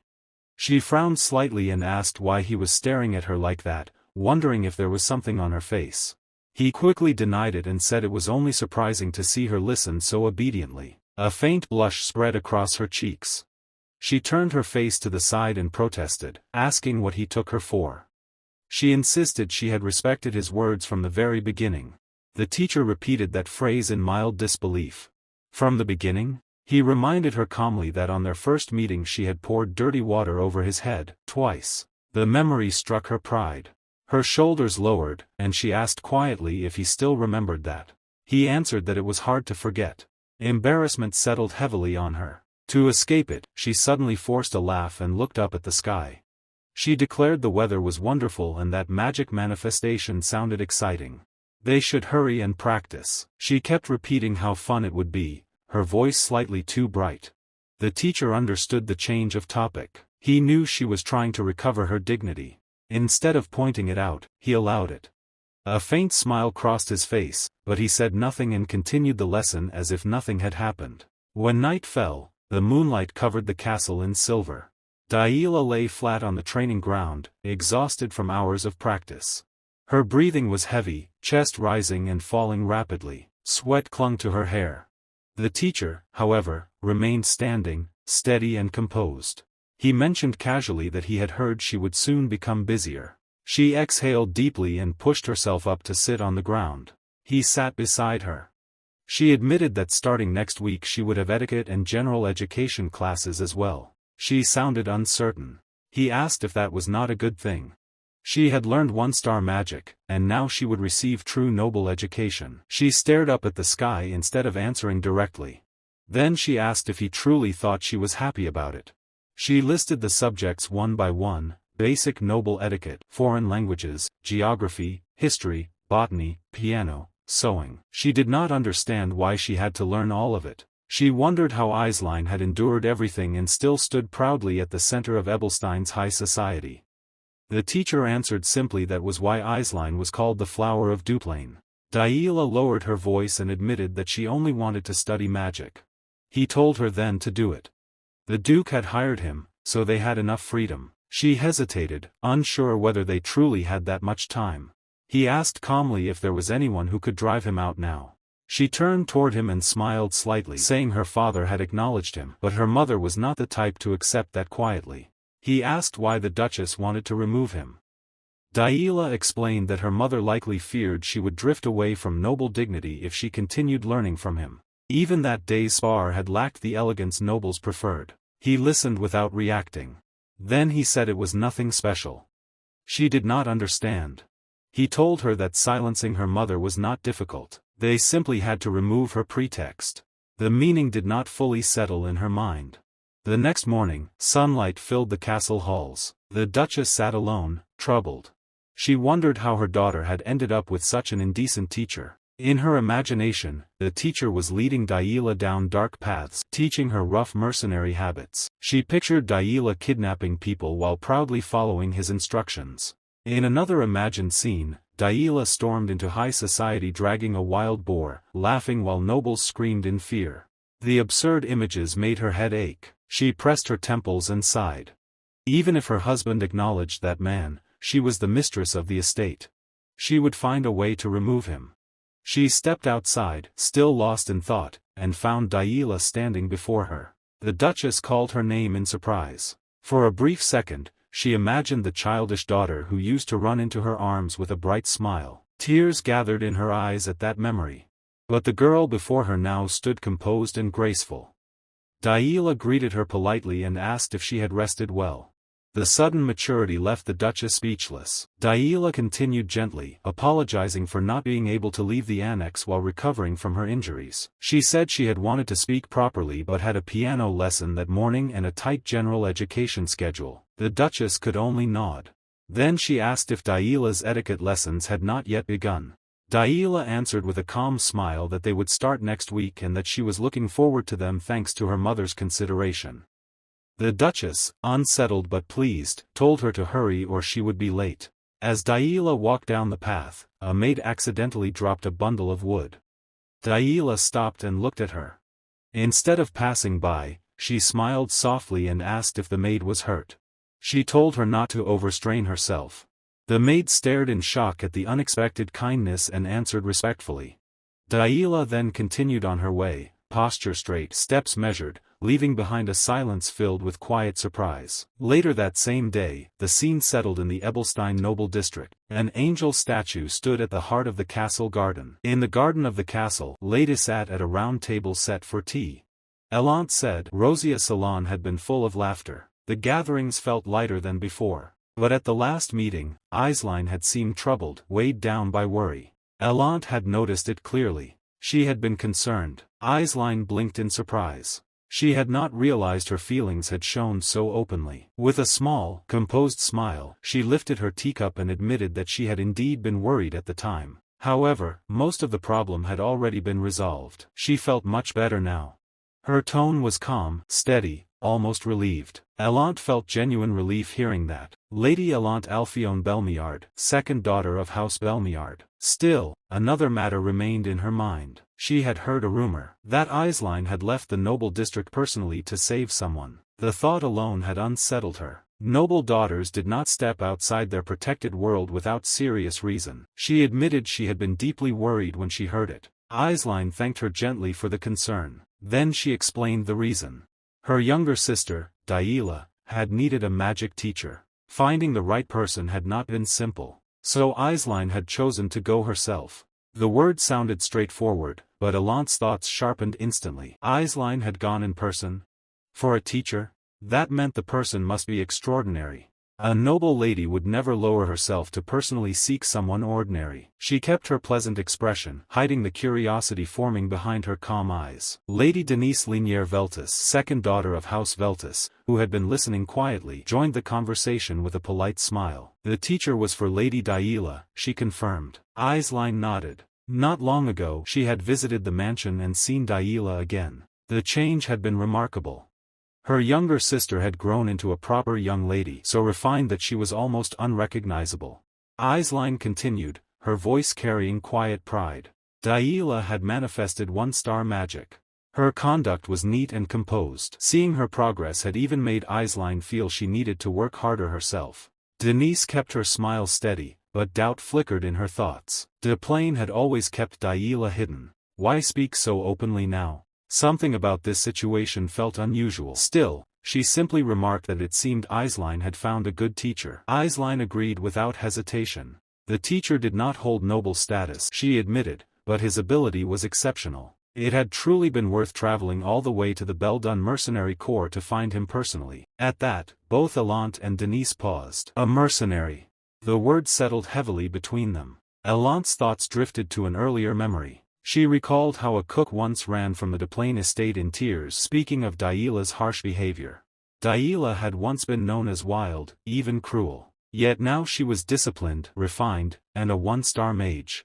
To reform someone like that required more than simple skill. It required strength and control. Alant took a slow sip of tea, hiding the intensity of her thoughts. Whoever this teacher was, he was not ordinary. If Daila continued to grow, his name would inevitably spread through noble society. It would be wise to know it sooner rather than later. With a warm smile, she finally asked for the teacher's name. Aisline seemed mildly confused by the sudden curiosity. Lady Alant said if he was guiding Daila, he would surely become famous in the future. It would not hurt to know in advance. Lady Aisline did not question it. Her answer came easily, spoken in a calm, natural tone. His name was Derrick. The scene shifted quietly into the sitting chamber of the grand mansion, where Lady Daila sat beside her mother on an embroidered sofa. Daila spoke with visible enthusiasm, explaining that Derrick had also been teaching her a little etiquette. She admitted that etiquette was truly difficult to learn on her own. Her mother responded with a composed smile, saying she understood and that it was admirable for Daila to study by herself. However, Daila quickly clarified that it was less that she had studied alone and more that Derrick had patiently taught her. Her mother then asked what had been so difficult when she tried studying independently. Daila laughed lightly and answered that most of it had been difficult. She added, still smiling, that she could manage even this much only thanks to Derrick. At that moment, irritation flared within her mother. Though her face remained calm and her smile steady, her thoughts were anything but peaceful.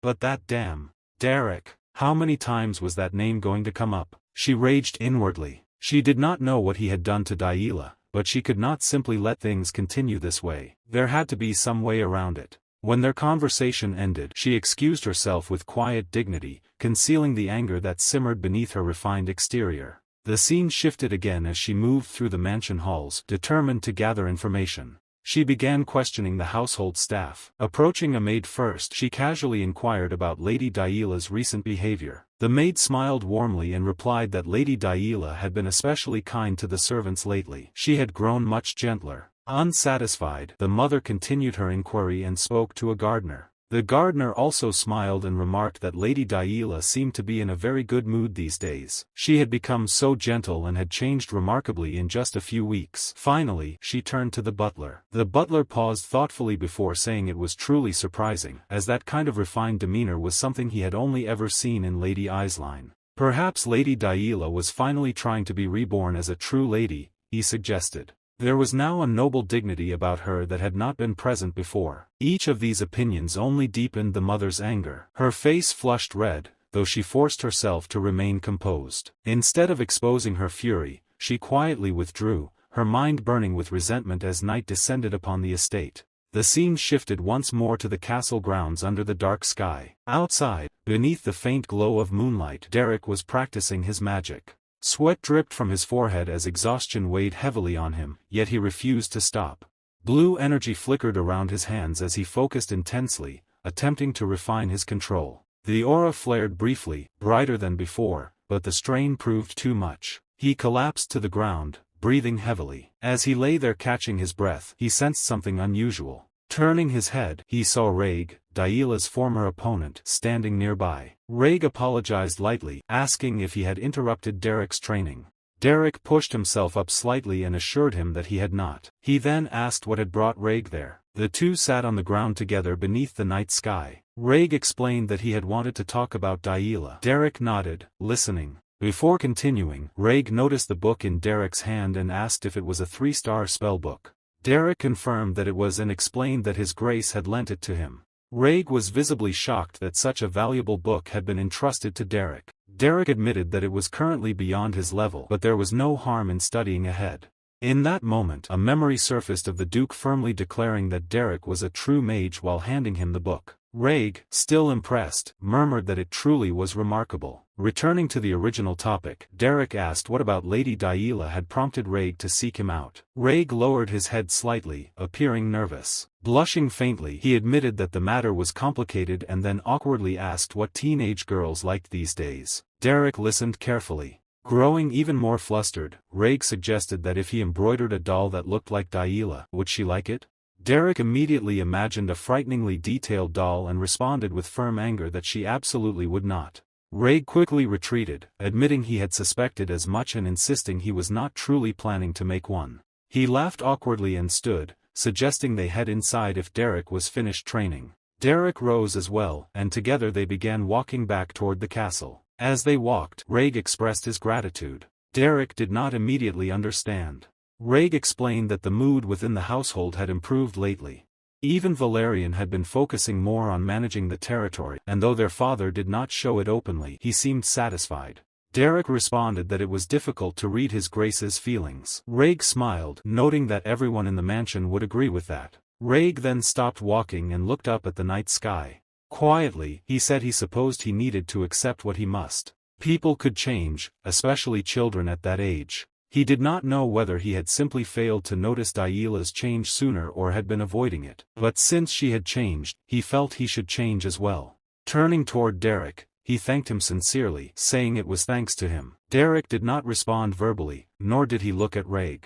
Instead, they resumed walking. After a moment, Raig mentioned that Daila's magic had felt like a different kind altogether. Derrick asked if he had noticed the difference. Raig replied that it had felt like drawing a picture. Inwardly, Derrick acknowledged Raig's perceptiveness, thinking that a genius truly was a genius. It should not have been easy to notice that distinction. Derrick explained that Lady Daila used the mana operation of the School of the Wild. Each person's way of using mana differed greatly. Once she reached a certain level, she would study on her own without needing his instruction. At that point, a teacher's interference could even become a hindrance. Raig nodded thoughtfully. That level, he murmured, her time to shine would eventually come. 2 months later, the atmosphere within the mansion had grown noticeably lighter. The scene opened on Daila seated gracefully at her dressing table. A small arrangement of fresh flowers rested upon the polished surface before her. She tilted her head slightly and asked her maid why the flowers had been brought. The maid replied warmly that they had bloomed so prettily in the garden that morning, and she thought they would look lovely woven into Daila's hair.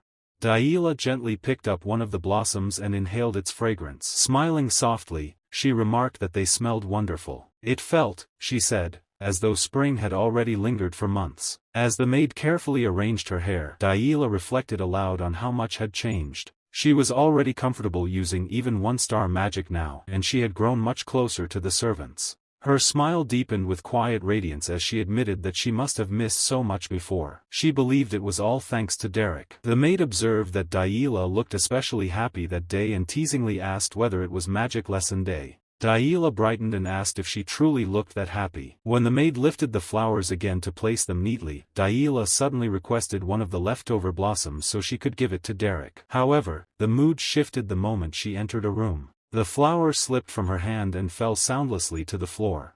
She froze in place, shock overtaking her as tears welled in her eyes. Trembling, she asked what he meant. Derrick's voice remained steady as he replied that she had heard him correctly. There was nothing left for him to teach her. And as the silence settled heavily between them, it felt as though the unspoken truth echoed like a changing season. Just as there is no eternal winter, there is no eternal spring. The scene shifted to the Duke's office. Derrick was seated in the room. He said that His Grace had likely noticed as well that Lady Daila belonged to the school of the wild, and among them, her trait was especially strong. Her nature was not one that should be restrained. If he involved himself with her any further, he admitted, he would only end up breaking her wings. The Duke listened in silence. After a brief pause, he said that he understood.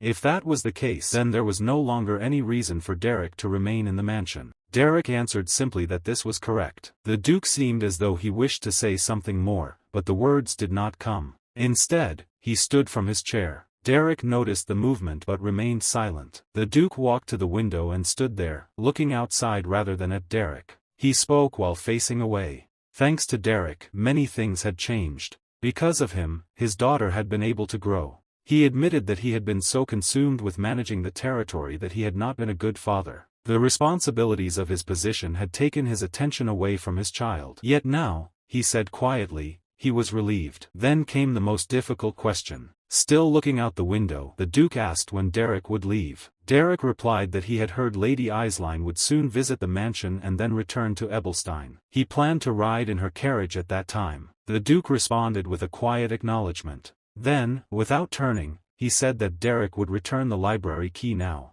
Derrick looked toward the Duke's back and answered that he would return the spellbooks he was currently reading and pass the key along through the head butler. The Duke directly replied that there was no need to do that. He was to return the key now. Derrick did not argue. He lowered his gaze to the level 3 spellbook in his hand. For a brief moment, he looked at it in silence. Then the Duke spoke again, saying that if there was nothing else, he may go. Derrick's expression dulled slightly, but he did not speak. He stood, offered a respectful greeting to the Duke, who was still facing the window and did not turn around. After greeting him, Derrick left the office quietly. He walked down the corridor, his footsteps steady and unhurried. As he turned a corner, he encountered Daila. He stopped immediately. Daila looked at him with frustration and hurt. She asked how he could show up out of nowhere and now leave again out of nowhere. Derrick addressed her calmly as Lady Daila and said that it could not be helped. Daila replied that she knew he would not listen, but she would say it anyway. Her voice grew softer as she asked if he could not stay. Derrick did not respond at once. Instead, he stepped closer and lowered himself so that his eyes were level with hers. In a steady voice, he said that as he always had, he would be returning to life as a mercenary. He would continue studying magic. Once Lady Daila built up more skill, she would go to Ebelstein for her debutante. Daila lowered her head as tears formed in her eyes. The sadness she tried to contain was clear. Derrick gave a faint smile and told her they could meet again then. If his level rose a little more by that time, he would be able to teach her something new. Her sadness shifted into frustration. She called him annoying, saying he always said the right thing, leaving her with nothing to say back. The scene shifted to night. Lady Daila lay asleep in her bed, but her rest was restless. Sweat formed on her skin as she fell into a nightmare. In her dream, cruel voices surrounded her. They called her a useless child, an utterly incompetent child. They asked what she had to boast about besides her bloodline. They said she did not have even a speck of talent. They called her the shame of Duplain. They said someone like her should never have been born. Fear gripped her, and tears filled her eyes even within the dream. Suddenly, she opened her eyes and shouted no. She woke abruptly, breathing heavily. Her heart pounded, and her head ached slightly. After a moment, she realized it had only been a nightmare. A maid rushed into her room, alarmed. She called out to Lady Daila and asked if she was all right. She said she had heard shouting and wanted to know what had happened. Daila looked at the maid in silence. In that fragile moment, she remembered the way she used to behave. A thought slowly formed in her mind. What if she created a pretext? What if she returned to slapping the maid in the face like before, throwing tantrums and causing trouble? Then Derrick would have to stay for her, wouldn't he? She considered it seriously. If she became the problem again, perhaps he would not be able to leave. The maid asked again if something was wrong, if Lady Daila was feeling unwell anywhere. For a brief second, Daila almost shouted at her, but she stopped herself. Instead, she answered calmly that she was fine. Inside, she made a decision. She was not going to do something like that anymore. She smiled gently and told the maid she was fine and not to worry. As the maid relaxed, Daila lay back against her pillow. She understood something clearly now. That would not make her valuable. The scene shifted to morning as the sun rose and bathed the castle in golden light. The air felt fresh, and the quiet of departure lingered in the courtyard. Lady Isline was already seated inside the carriage, waiting. Derrick arrived carrying his luggage, his expression calm and composed. Lady Isline looked at him and asked if dropping him off by the commercial district would be fine. Derrick replied that he would appreciate that. She smiled gently and told him to go and say his goodbyes, as they would be departing soon. Derrick turned and looked behind him. Everyone was gathered there. The prince stepped forward first and asked if he truly was leaving. Derrick answered that he had to go back to where he came from. Rake smiled faintly and said that life in the mansion could not have been easy and that Derrick had worked hard all this time. The prince added that if anything happened, Derrick should make sure to contact him and he would help as much as he could. Derrick lowered his head respectfully and thanked him. Then he raised his head and looked at Lady Daila. She was already looking at him. For a moment they simply stared at one another. Daila suddenly grew flustered and shouted, asking why he was looking at her like that. She demanded to know if he thought she was going to beg him not to go. She told him not to get the wrong idea, insisting she was not a child anymore. Derrick smiled gently and said it had been an honor to teach her. He added that he could not proudly declare himself her teacher, but he hoped she would remember the magic she had learned with him. Daila lifted her chin proudly and replied that she would proudly say he was her teacher. She teased that he would not be able to live quietly anymore since he was the teacher of the great Daila Catherine Duplain. Derrick did not show much reaction, but behind her confident smile, sadness was clear in her eyes. Turning her face slightly, blushing, she told him to take care of himself and not to do anything pointlessly dangerous and get hurt. Derrick answered that he would be fine and told her not to overexert herself either. Daila quickly declared that she was already an adult and could take care of herself now. She repeated the words firmly, as if trying to convince both him and herself. Her words stirred a memory within Derrick. He had once said the exact same lines, "I'm already an adult. I can take care of myself." He had spoken them to a woman who had responded by hugging him tightly. His eyes widened slightly at the memory. She had smiled and told him to take her words to heart. The present returned. Derrick spoke her name softly. Then he reached out and gently patted Daila's head. Her eyes widened in shock at the unexpected gesture. While patting her head, he told her that she did not need to become an adult so early. Tears gathered in Daila's eyes, but she did not let them fall. Derrick stepped back and turned away. Daila quickly wiped her face. As he began to leave, she shouted his name. Derrick stopped and turned around. Daila forced a bright smile and called out to him, telling him they would see each other again. She waved at him. Derrick lowered his head politely in farewell and said they would meet again in Ebelstein. Lady Daila. Tears finally filled her eyes as she answered softly, "Okay." And like that, Derrick left the castle. By evening, he arrived at the Ebelstein commercial district. Two men were shouting excitedly, urging someone on, telling them to kill him and beat him up more. Derrick stepped closer quietly, unnoticed. A blonde-haired lady was punching a boy, and blood stained the boy's face. She struck him again, then paused as if sensing something. She turned around. When she saw Derrick standing there, her expression brightened instantly. She called his name. Derrick looked at her steadily and said, simply, that he was back home. The scene moved to the warm, bustling interior of Belden's Tier, where laughter and chatter filled the tavern, a stark contrast to the tense atmosphere that had clung to Derrick earlier. Behind the counter, Jiden raised a glass of amber-colored wine, a playful grin on his face. "Honey wine," he said, his tone teasing. "The nobles pretend it's all refined and proper when they drink it, but you always liked it, didn't you?" Derrick offered a quiet nod, accepting the gesture. Jiden waved his hand dismissively, his voice carrying lightly through the room. "Consider this a welcome drink." On the house, Pauline, standing nearby, watched him closely, her eyes narrowing as if studying him. After a pause, she asked, a hint of curiosity lacing her words, "Were you always this pale, or did the nobles drain you further?" Derrick tilted his head slightly, a trace of confusion on his face. Not fully understanding her implication, he remained silent. Pauline's smirk widened as she leaned in, teasing, "When I heard you became a magic teacher, I imagined the nobles must all be taking some strange potion together or something. So, what happened? Tell me," she pressed, eager for a story. Derrick's response was calm, measured. I just worked there. Nothing more to it. Pauline's disbelief was exaggerated, leaning back with a dramatic smirk. Wow.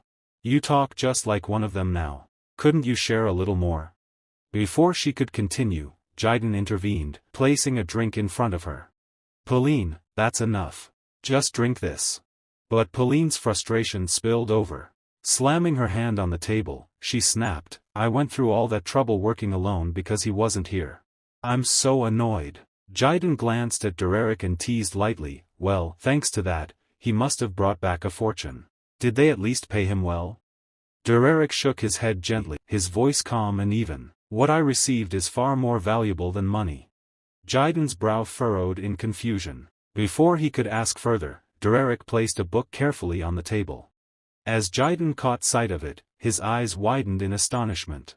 Leaning closer, he whispered, disbelief tinged in his voice, what, could this be a star spell book?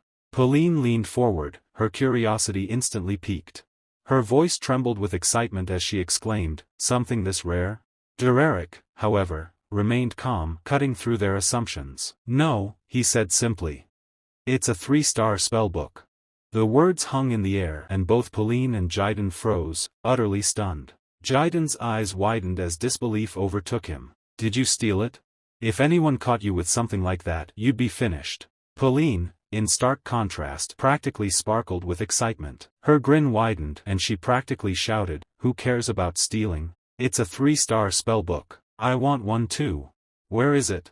Seeing their intense reactions, Derrick calmly clarified the situation. The Grand Duke gave it to me. Hearing this, Pauline's eyes went even wider, excitement radiating from her as she leaned forward and blurted out, what? Don't lie. Are they looking for an archery instructor there? Tell me. Her voice carried the thrill of imagining herself among the nobles. Derrick didn't respond to her eager outburst. He simply remained seated, letting the brief commotion fade. After a few moments, the scene settled into calm. The spellbook lay open in front of him, and he read it carefully, his focus unbroken. Without looking up, he asked in his usual composed tone, any requests come in recently? Pauline, exhausted from the earlier excitement, had already curled up nearby, fast asleep. From behind the counter, Jiden blinked in surprise. You're taking requests already, just after returning? Derrick's calm voice answered, yes, if it's something light. Like a simple subjugation. I feel I've lost a bit of my edge. Jiden shook his head with a confident grin. Please. You losing your edge? Don't be ridiculous. There's always a shortage of mages in this line of work. If you want work, there's more than enough to go around. Derrick closed the book slightly, his tone decisive. Then I want to start tomorrow. As soon as possible. The next morning arrived swiftly. Derrick and Pauline traveled together along the winding road toward their destination, beginning their mission. As they ventured deeper into the untamed wilderness, they encountered monsters along the way. At one point, they fought off a group of goblins, and later, a massive, terrifying spider attacked. With skill and coordination, they overcame each threat, pressing onward deeper into the dangerous wilds. As night settled over the land, Derrick and Pauline finally found a quiet spot to rest. Pauline let out a deep breath, relaxing after the exhausting day of battles, while Derrick remained entirely focused on something else. Even in the calm of the evening, he bent his attention to the spellbook, attempting to master the intricacies of third circle magic. Sitting in quiet concentration, he tried to control his mana and form the proper magical flow. For a fleeting moment, it seemed as though he had succeeded, but then, a sudden explosion ripped through the night. The blast was enormous, lighting up the darkness and shaking the surroundings. Clearly, something had gone wrong with the spell. Undeterred, Derrick sat back down, carefully studying the spellbook again. He observed numerous intricate patterns and complex magical circles that had previously escaped his understanding. With steely determination, he continued his analysis, committed to mastering them. Days turned into weeks, and the story of their journey progressed alongside the slow passage of seasons. The landscape shifted with time, until winter finally arrived, covering the land in snow and filling the air with a biting chill. Eventually, Derrick and Pauline returned from their long expedition. The moment they stepped into the tavern, Pauline shivered and complained loudly. It's freezing. How much colder can it possibly get? Jiden laughed warmly from behind the counter. It's good to be young. You went all the way to the Camp Mountains and back in this weather. Derrick quietly placed the spoils of their hunt on the counter while Pauline muttered in frustration. I kept telling him to wait until it warmed up. Jiden glanced at the items and shook his head with disbelief and amusement. You two are the only ones crazy enough to bring back a harpy's head in weather like this. Derrick responded calmly, thank you. I feel alive again. Jiden smiled slightly at that and continued. Since you've worked so hard, you'll probably rest tomorrow. But a request came in that's perfectly suited to you. Derrick's interest piqued. What kind of request? He asked. Jiden explained, his voice steady. It's a simple but expensive one. The Royal Mercenary Corps on West Street sent it over. You've heard of Count Belliard, right? They need a commoner for magic sparring, a punching dummy, essentially. You just go, take a few hits, and that's it. The scene shifted to the Nobles District at a grand magic sparring arena. The facility was large, immaculately maintained, clearly designed for the training of noble mages. Inside, an elderly instructor stood beside a young girl with striking red hair. Curiosity shone in her eyes as she asked, so, who am I sparring with today? The old man replied calmly, we've arranged for a commoner. The purpose is to practice offensive magic. The girl, named Elmi, frowned in disbelief. What? You're telling me to beat up a commoner? The instructor answered firmly, this is part of your training. We've promised the commoner fair compensation, so you may practice freely. Elmi crossed her arms, clearly unimpressed. Yeah, sure. So this practice is just me beating the hell out of a commoner. Typical nobles. The instructor attempted to justify the arrangement. Still, the commoner is capable of handling one-star magic. Elmi raised an eyebrow, a hint of pride in her voice. Teacher. I'll be 2-star soon. A moment later, Elmi frowned, muttering to herself, isn't the gap between 1-star and 2-star like heaven and earth? The scene then shifted fully into the sparring arena. Derrick was already there, sitting quietly, waiting for his opponent. Calm and composed, he gave no sign of nervousness or anticipation. The quiet tension was broken as a figure stepped in front of him. It was the red-haired girl from earlier. She studied him with curiosity and asked, are you the one I'm sparring with today? Derrick responded calmly, introducing himself in a measured tone. After listening, she nodded slightly and replied, I'm Elmi. As the name lingered in her mind, a faint sense of familiarity stirred. Derrick, that name sounds familiar, where have I heard it before? She wondered silently, her curiosity piqued. Before she could dwell on it further, the old instructor spoke, bringing their attention back to the match. Alright, let's head to the arena. As they walked, Elmi's gaze remained fixed on Derrick, her thoughts racing. Is he really a mage? Why does he look so young?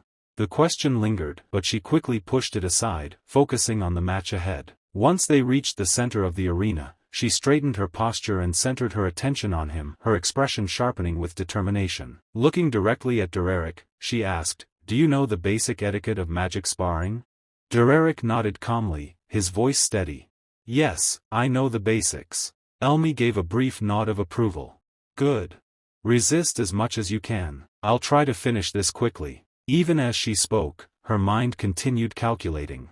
Yeah, I'll go easy if I have to, but if I unleash a shockwave and blast him out of bounds, it'll be over in seconds. Derrick considered her words carefully before responding, resist as much as I can. Exactly. How much resistance do you expect from me? Elmi blinked in confusion and irritation. What? What kind of question is that?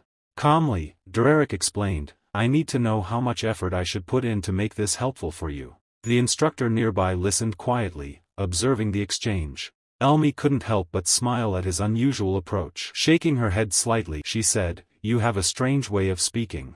Just resist with everything you've got. Hearing her words, a faint smile touched Derrick's lips. At the same moment, energy began to flow around him, coalescing as he readied himself for the sparring session. With quiet confidence, he said, as you command. Blue magic slowly gathered around Derrick's palm as he stood in the sparring arena facing Lady Elant, the air between them thick with magical energy while both fighters calmly prepared themselves for the battle ahead. Lady Allant began chanting softly, her voice controlled and elegant while magical power condensed in her hand, and as she observed the young man before her she silently admitted that the commoner possessed unusual talent, thinking that reaching the level of a one-star mage at such a young age was not something that could be dismissed easily. Yet at the same time she believed that his confidence bordered on arrogance and that he clearly needed to be reminded of the invisible wall that separated nobles from commoners. When her chant concluded she released the gathered power forward in a swift attack, a destructive wave of magic rushing toward Derrick with tremendous force, but Derrick noticed the spell instantly and remained completely calm, stepping slightly to the side and moving back just enough to avoid the attack with effortless precision. The spell shot past him and crashed into the trees behind the arena, exploding violently and slicing through several thick trunks as if they were nothing more than paper, splinters and dust scattering across the ground. Lady Allant's eyes narrowed in disbelief because the ease with which he had dodged her spell felt almost insulting, while Derrick looked at her with quiet confidence and casually wondered what she intended to do next, his calm demeanor irritating her even more.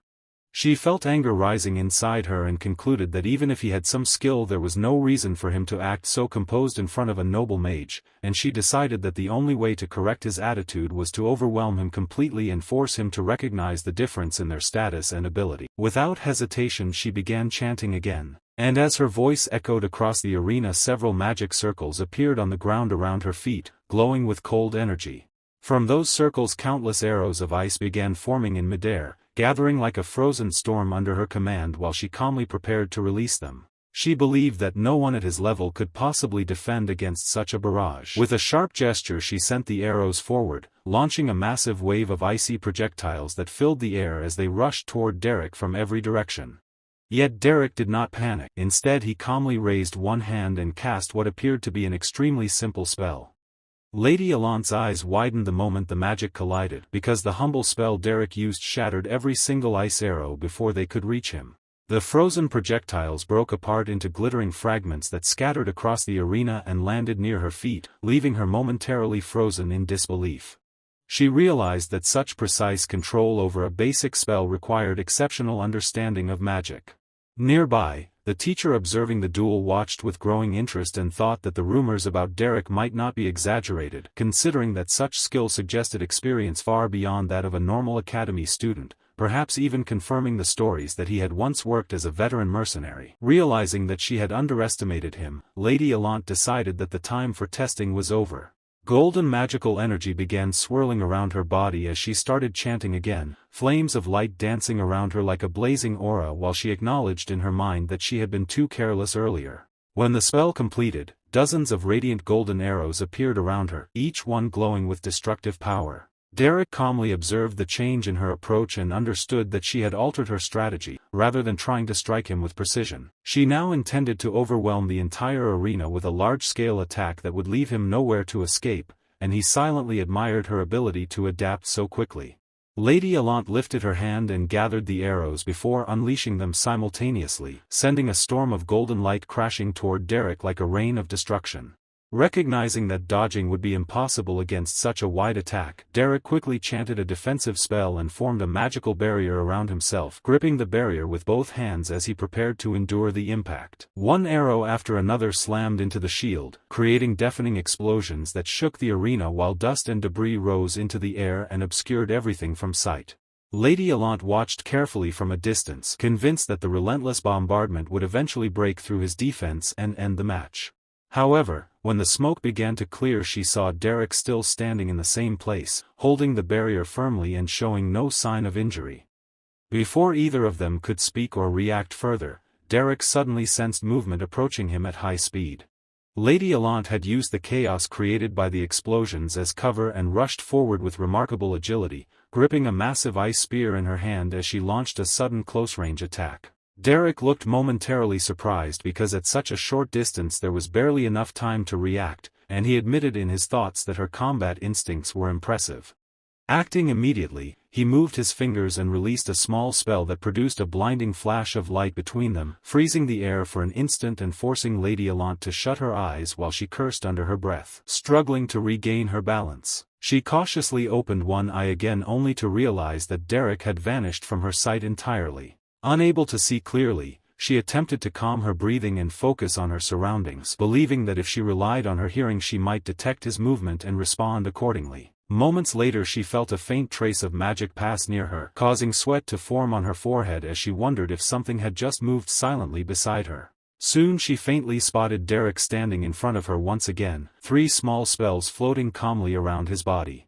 Without hesitation he launched them one by one. Although she managed to dodge them with difficulty, confusion filled her mind as she struggled to understand how he had approached so quietly. Watching him more closely, she finally realized the answer. He was using a delusion-type spell that erased sound itself, and he had anticipated that she would depend on her hearing once her vision was taken away. The realization angered her because it also meant that his earlier attack had deliberately missed her. She concluded that he had been holding back from the very beginning.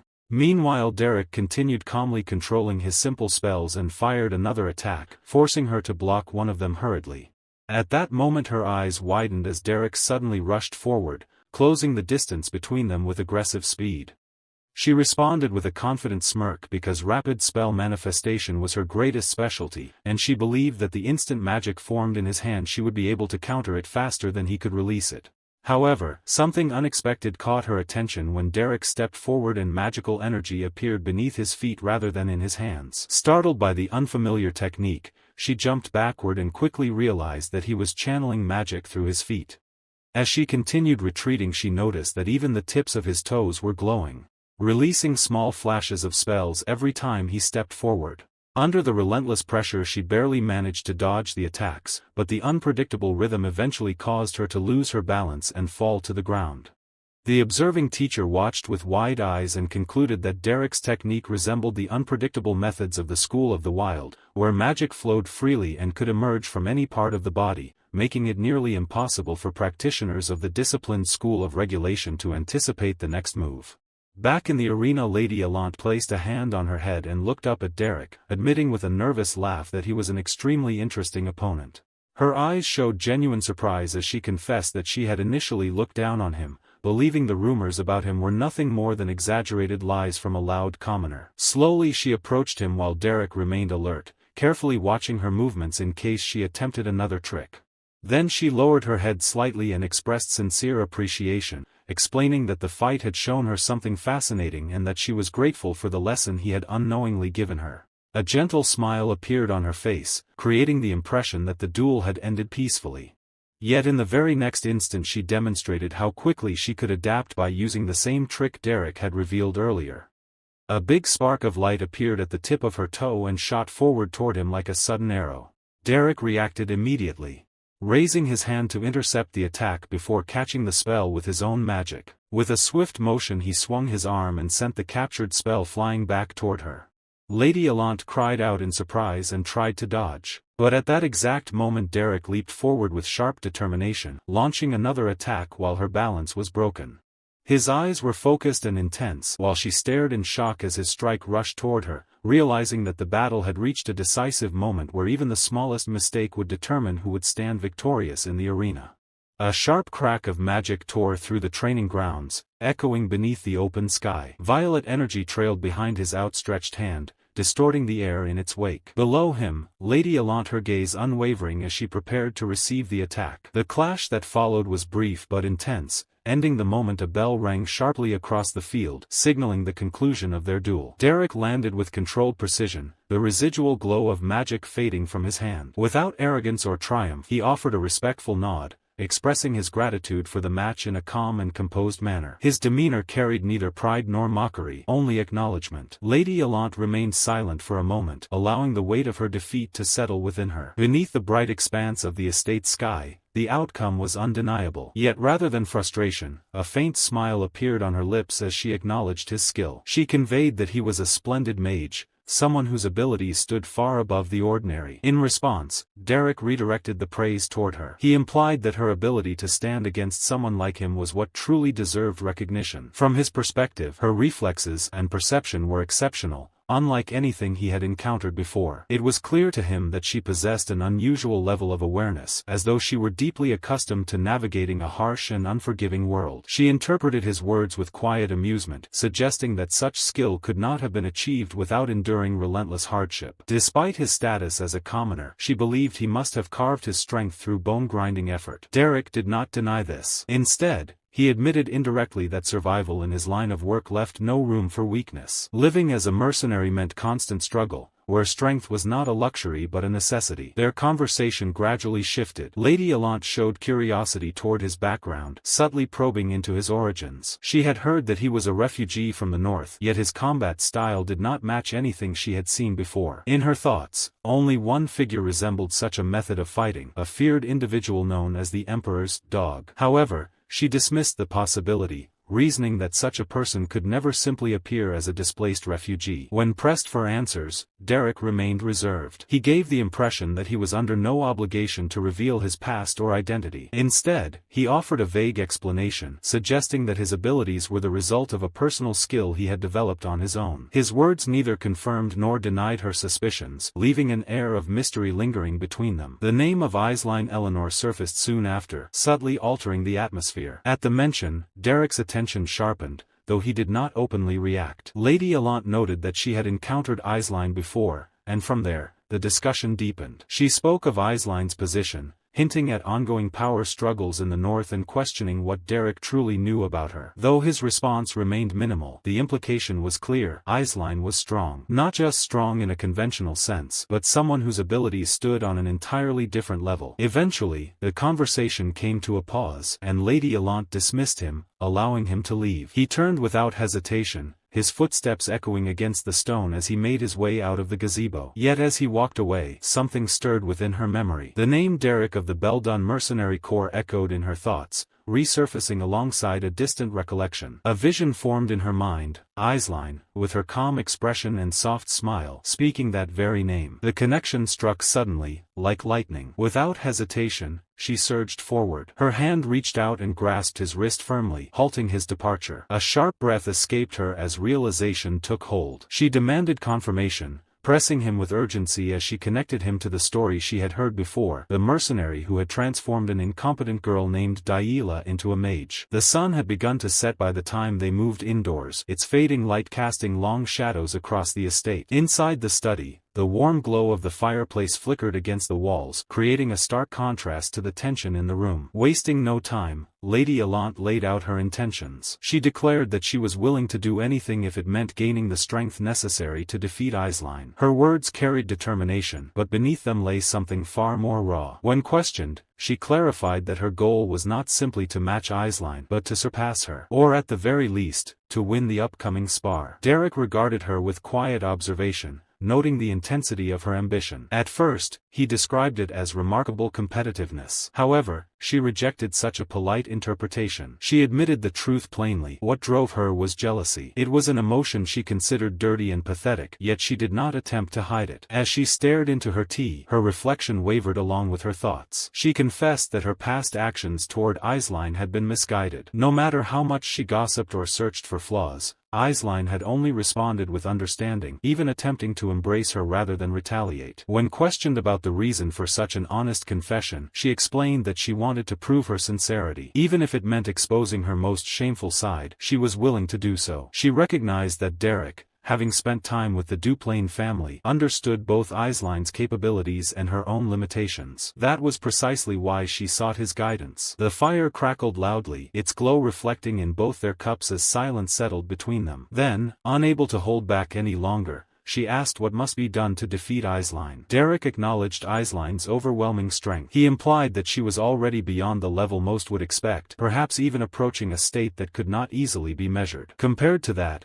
Lady Allant's chances were not just slim, they were nearly non-existent. He stated the truth plainly. She could not beat her. The words lingered heavily in the air, yet they failed to shake her resolve. Rather than retreat, she leaned forward, her determination hardening. Even if the odds were impossibly low, she insisted that she still wanted to win. In her mind, the question was no longer about possibility, it was about will. She reminded him of something significant. He had once taken someone completely worthless in the field of magic and turned her into a mage. If such a transformation had been possible before, then she demanded to know whether he could do the same for her. For a brief moment, he remained silent. Then, he admitted that there might be a method worth attempting. However, his tone suggested hesitation. There were certain matters that troubled him, things that needed to be addressed before any agreement could be made. Her expression shifted instantly, her desperation giving way to anticipation. She urged him to continue, making it clear that she was ready to hear whatever conditions or concerns he had. Derrick began by asking whether she knew exactly how he had taught Lady Daila, to which Lady Allant admitted that she did not know the details but insisted that it did not matter, as she was willing to do anything to win. He then continued, reminding her that he was a mercenary, implying certain consequences, but she passionately dismissed his concern, saying that if he was worried about people gossiping or sneering at a noble young lady learning magic from a mercenary, he should not be, as she was completely serious about her ambitions. She declared that she intended to become someone whose name would echo throughout the entire empire, and that failing to take first place in Ebelstein's social circle would be utterly absurd. As he watched her silently, she suddenly slammed the table and shouted that he must not dare question her sincerity over something so trivial, emphasizing that she knew very well what mattered more than pride. After observing her for a moment longer, Derrick calmly clarified that his point was simply that she needed to pay him because he was a mercenary. She was initially taken aback and about to respond, but then paused, blushed, and realized his meaning, awkwardly agreeing that she could pay him as much as he wanted while nervously remarking that the room felt unusually hot. As Derrick looked at her with a darkened expression, he thought to himself that if she was truly serious, then he too should respond to her determination with equally harsh methods.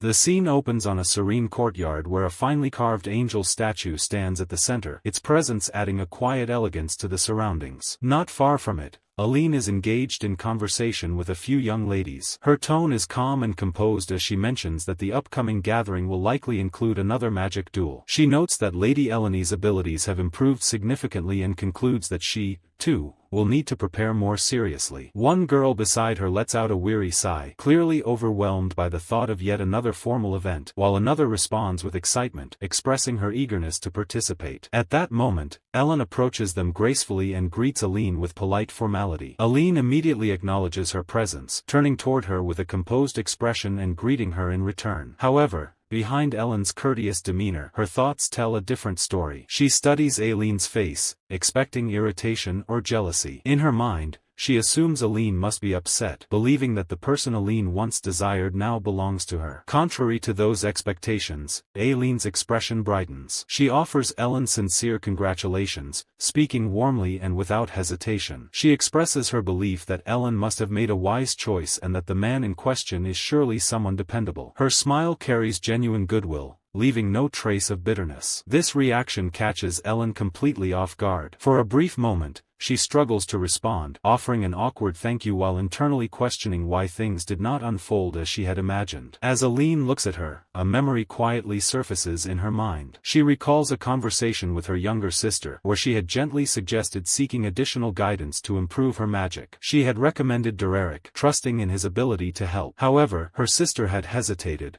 refusing the idea with unusual urgency, insisting that it was unnecessary and expressing how important Aline was to her. The memory fades, and Aline returns to the present, standing quietly for a moment, lost in thought. Ellen watches her closely, misinterpreting her silence. In her mind, she becomes convinced that Aline is suppressing her true feelings. She assumes that Aline must now realize what it means to have lost someone important, believing she has successfully taken that person away from her. Meanwhile, Aline remains calm and composed. She begins to speak again, her tone steady, as if about to clarify something important. She addresses Ellen politely, starting to explain that Derrick might not be exactly as she believes. Before Aline could finish what she was about to say, Ellen suddenly interrupted her. With a light, almost dismissive tone, she mentioned that it was already time for her lesson. She added that the conversation had been pleasant and, with a polite smile, excused herself and walked away without waiting for a response. Aline watched her leave, her expression calm but slightly thoughtful. In her mind, she reassured herself that it was probably nothing serious. From what she knew, Derrick was not someone who would act recklessly or cause real harm. Not far from them,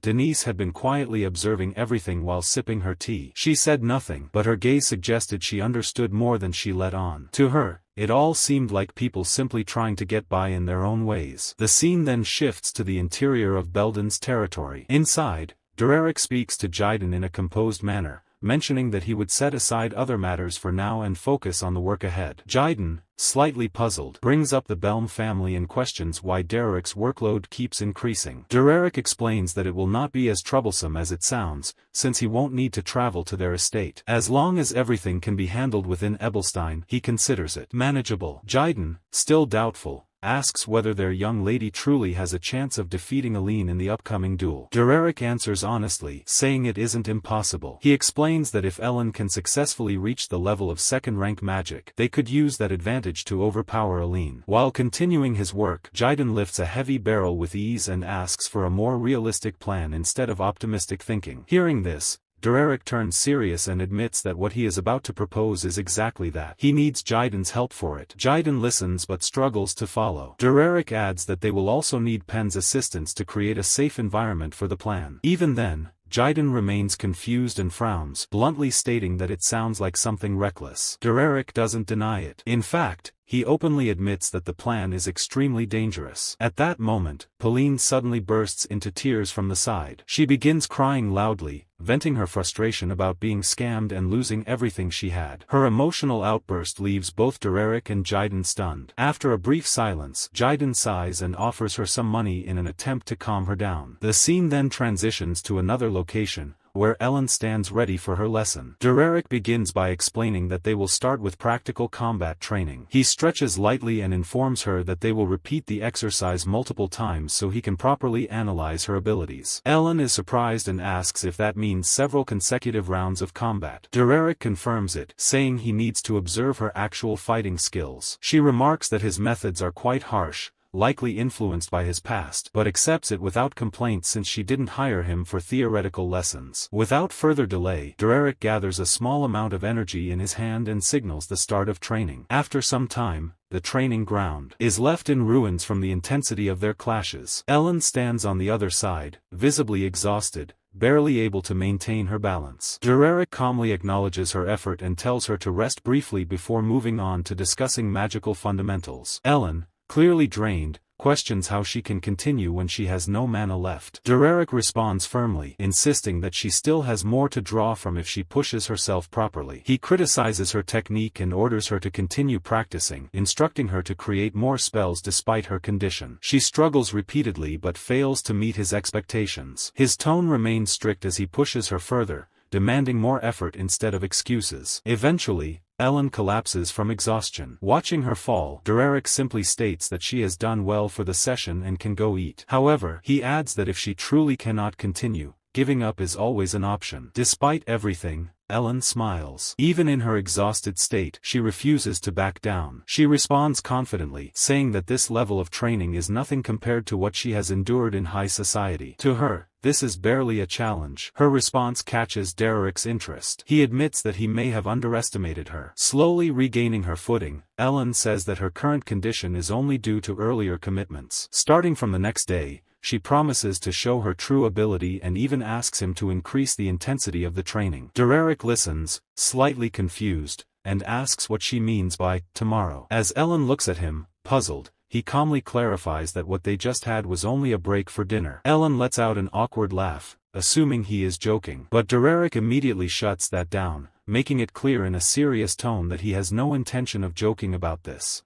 Sunlight blazes over the estate as training commences. Derrick commands Lady Allant to push further, demanding 5 more magic arrows. A tremor takes hold of her frame as she gasps in pain. Despite the strain, the white-haired mentor insists that her limit has not yet been reached and there is still more to give. Mana flickers around Lady Allant, a visible sign of the power still held within her body. Derrick remains relentless, doubling his previous demand to 10 more arrows. Shock colors her face as she asks why the number continues to climb. Faced with the choice of more magic manifestation training or a grueling run, she forces her leaden legs to move, choosing to run through her exhaustion. Breath comes in ragged gasps as Lady Allant collapses onto a garden bench. Derrick leans in, questioning her well-being. A strained smile crosses her face as she claims to find the torture enjoyable. When he suggests that giving up remains an option, she scoffs, declaring that surrender is never a choice. Her bravado triggers a new challenge as Derrick decides her rest is over, announcing it is time to spar. 2 weeks of relentless labor pass under the winter sun. Lady Allant slumps over a stone table, her vibrant red hair spilling across the surface. She pleads with Lady Denise to wake her the moment Lady Eislein arrives. Magic training has drained her of every ounce of vitality. Denise agrees softly as Allant admits how preoccupied she has become with her arcane studies. Curiosity stirs within Lady Denise as she looks down at her exhausted companion. She asks why Allant chooses to push herself to such a breaking point. The answer is simple and cold. Allant stares ahead with burning eyes, stating that she does this because she wants to win. There is no room for second place in her heart. Soft words of encouragement fall from Denise's lips as she promises to cheer for her friend. The peaceful atmosphere breaks when Lady Eislein finally makes her appearance. Panic surges through Allant as she bolts upright, the sound of her movement reverberating against the garden walls. The dark-haired lady approaches with a grace that only fuels Allant's inner fire. In the distance, Lady Eislein invites her companions to visit a newly opened clothing store. Allant hides her face, desperate to avoid a direct confrontation. She asks Denise if the rival has departed, terrified that she was seen in such a disheveled state. Relief washes over her when Denise confirms the departure, though the shame of sprawling on the table lingers. Denise doubts that Eislein noticed the lapse in decorum. However, the dark-haired noble lingers for a moment, her blue eyes reflecting a quiet concern. She observes that Lady Allant appears deeply fatigued, wondering if the girl is actually okay. The weight of the rivalry hangs heavy in the air, even when no words are exchanged between the two. Within the quiet of her chambers, a maid presents Lady Allant with an ornate chest. It is a gift from House Duplain, sent specifically by Lady Eislein. The box overflows with high-quality elixirs designed to recover mana. The maid explains the value of these items,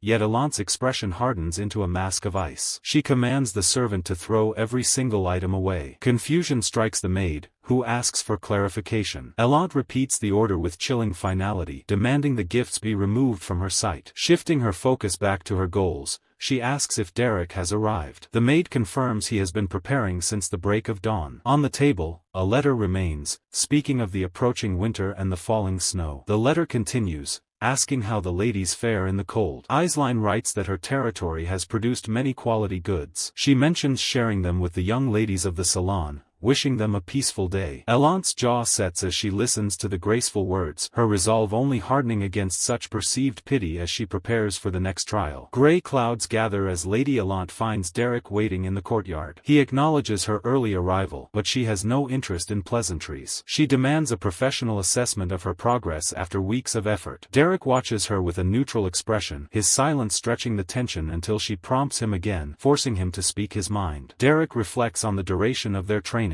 He looks at her with a blunt honesty that cuts deeper than any blade. He suggests that giving up might actually be a good strategy for her. The words hang in the air, a direct challenge to the fire that has been driving her forward at the cost of her own health. Fury ignites in Lady Allant's eyes as she asks why he continues to offend her. Derrick offers a hollow apology if his words caused pain, but he does not recant. She stands tall, her voice trembling with rage as she asks how he could even suggest surrender. Her only goal remains the same: she must know how Eislein can be beaten. The confrontation reaches a boiling point as Allant screams that she hired him for victory, not for advice on how to quit. She tells him to get lost if he intends to speak such nonsense, claiming he is wasting her precious time. Derrick remains unmoved by her outburst. He poses a final question, asking what would happen if winning is simply not an option. Derrick's red eyes remain fixed on the girl before him. He speaks with cold clarity, noting that a fixation on victory often stalls a person's evolution. In his view, a humble acceptance of defeat is sometimes a necessity for true progress. Lady Allant recoils, her face wet with tears. Such a path feels too pathetic for her to endure. She confesses her true nature, reminding him that she is just a shameful, petty individual who spread rumors about Eislein. Titles bestowed by others, like Belmiard's Pillar or the Flower of Rosia Salon, feel like hollow lies. A sense of worthlessness takes hold, as she insists she is nothing like those grand descriptions. Her voice cracks as she admits to being consumed by petty jealousy. She screams her acceptance of the truth, acknowledging every bit of how lacking and pathetic she is. There is no longer a reason to harbor hatred for Aisling now that she has admitted it all. Derrick stands silent as she trembles. Though she understands the reality of her situation, she still wonders why her heart remains in turmoil. The weight of a petty inferiority complex crushes her, and she demands to know why it refuses to vanish. A single phrase defines her torment: self-hatred. In a moment of raw honesty, she explains her need for him to see the depth of her resolve, even if it meant exposing her most disgraceful traits. She has her own questions to pose now. A subtle self-hatred always simmered within Elant. Her mind constantly races with the single goal of finding what she needs to do to beat Aisling. While initial impressions suggested simple competitive spirit or envy, the root of her pain ran deeper. The girl never truly hated Aisling. The true target of her loathing was herself. This conflict didn't stem from a shallow grudge. Instead, victory represents her only escape from the grip of self-hatred and feelings of inferiority. Driven by the gravity of her struggle,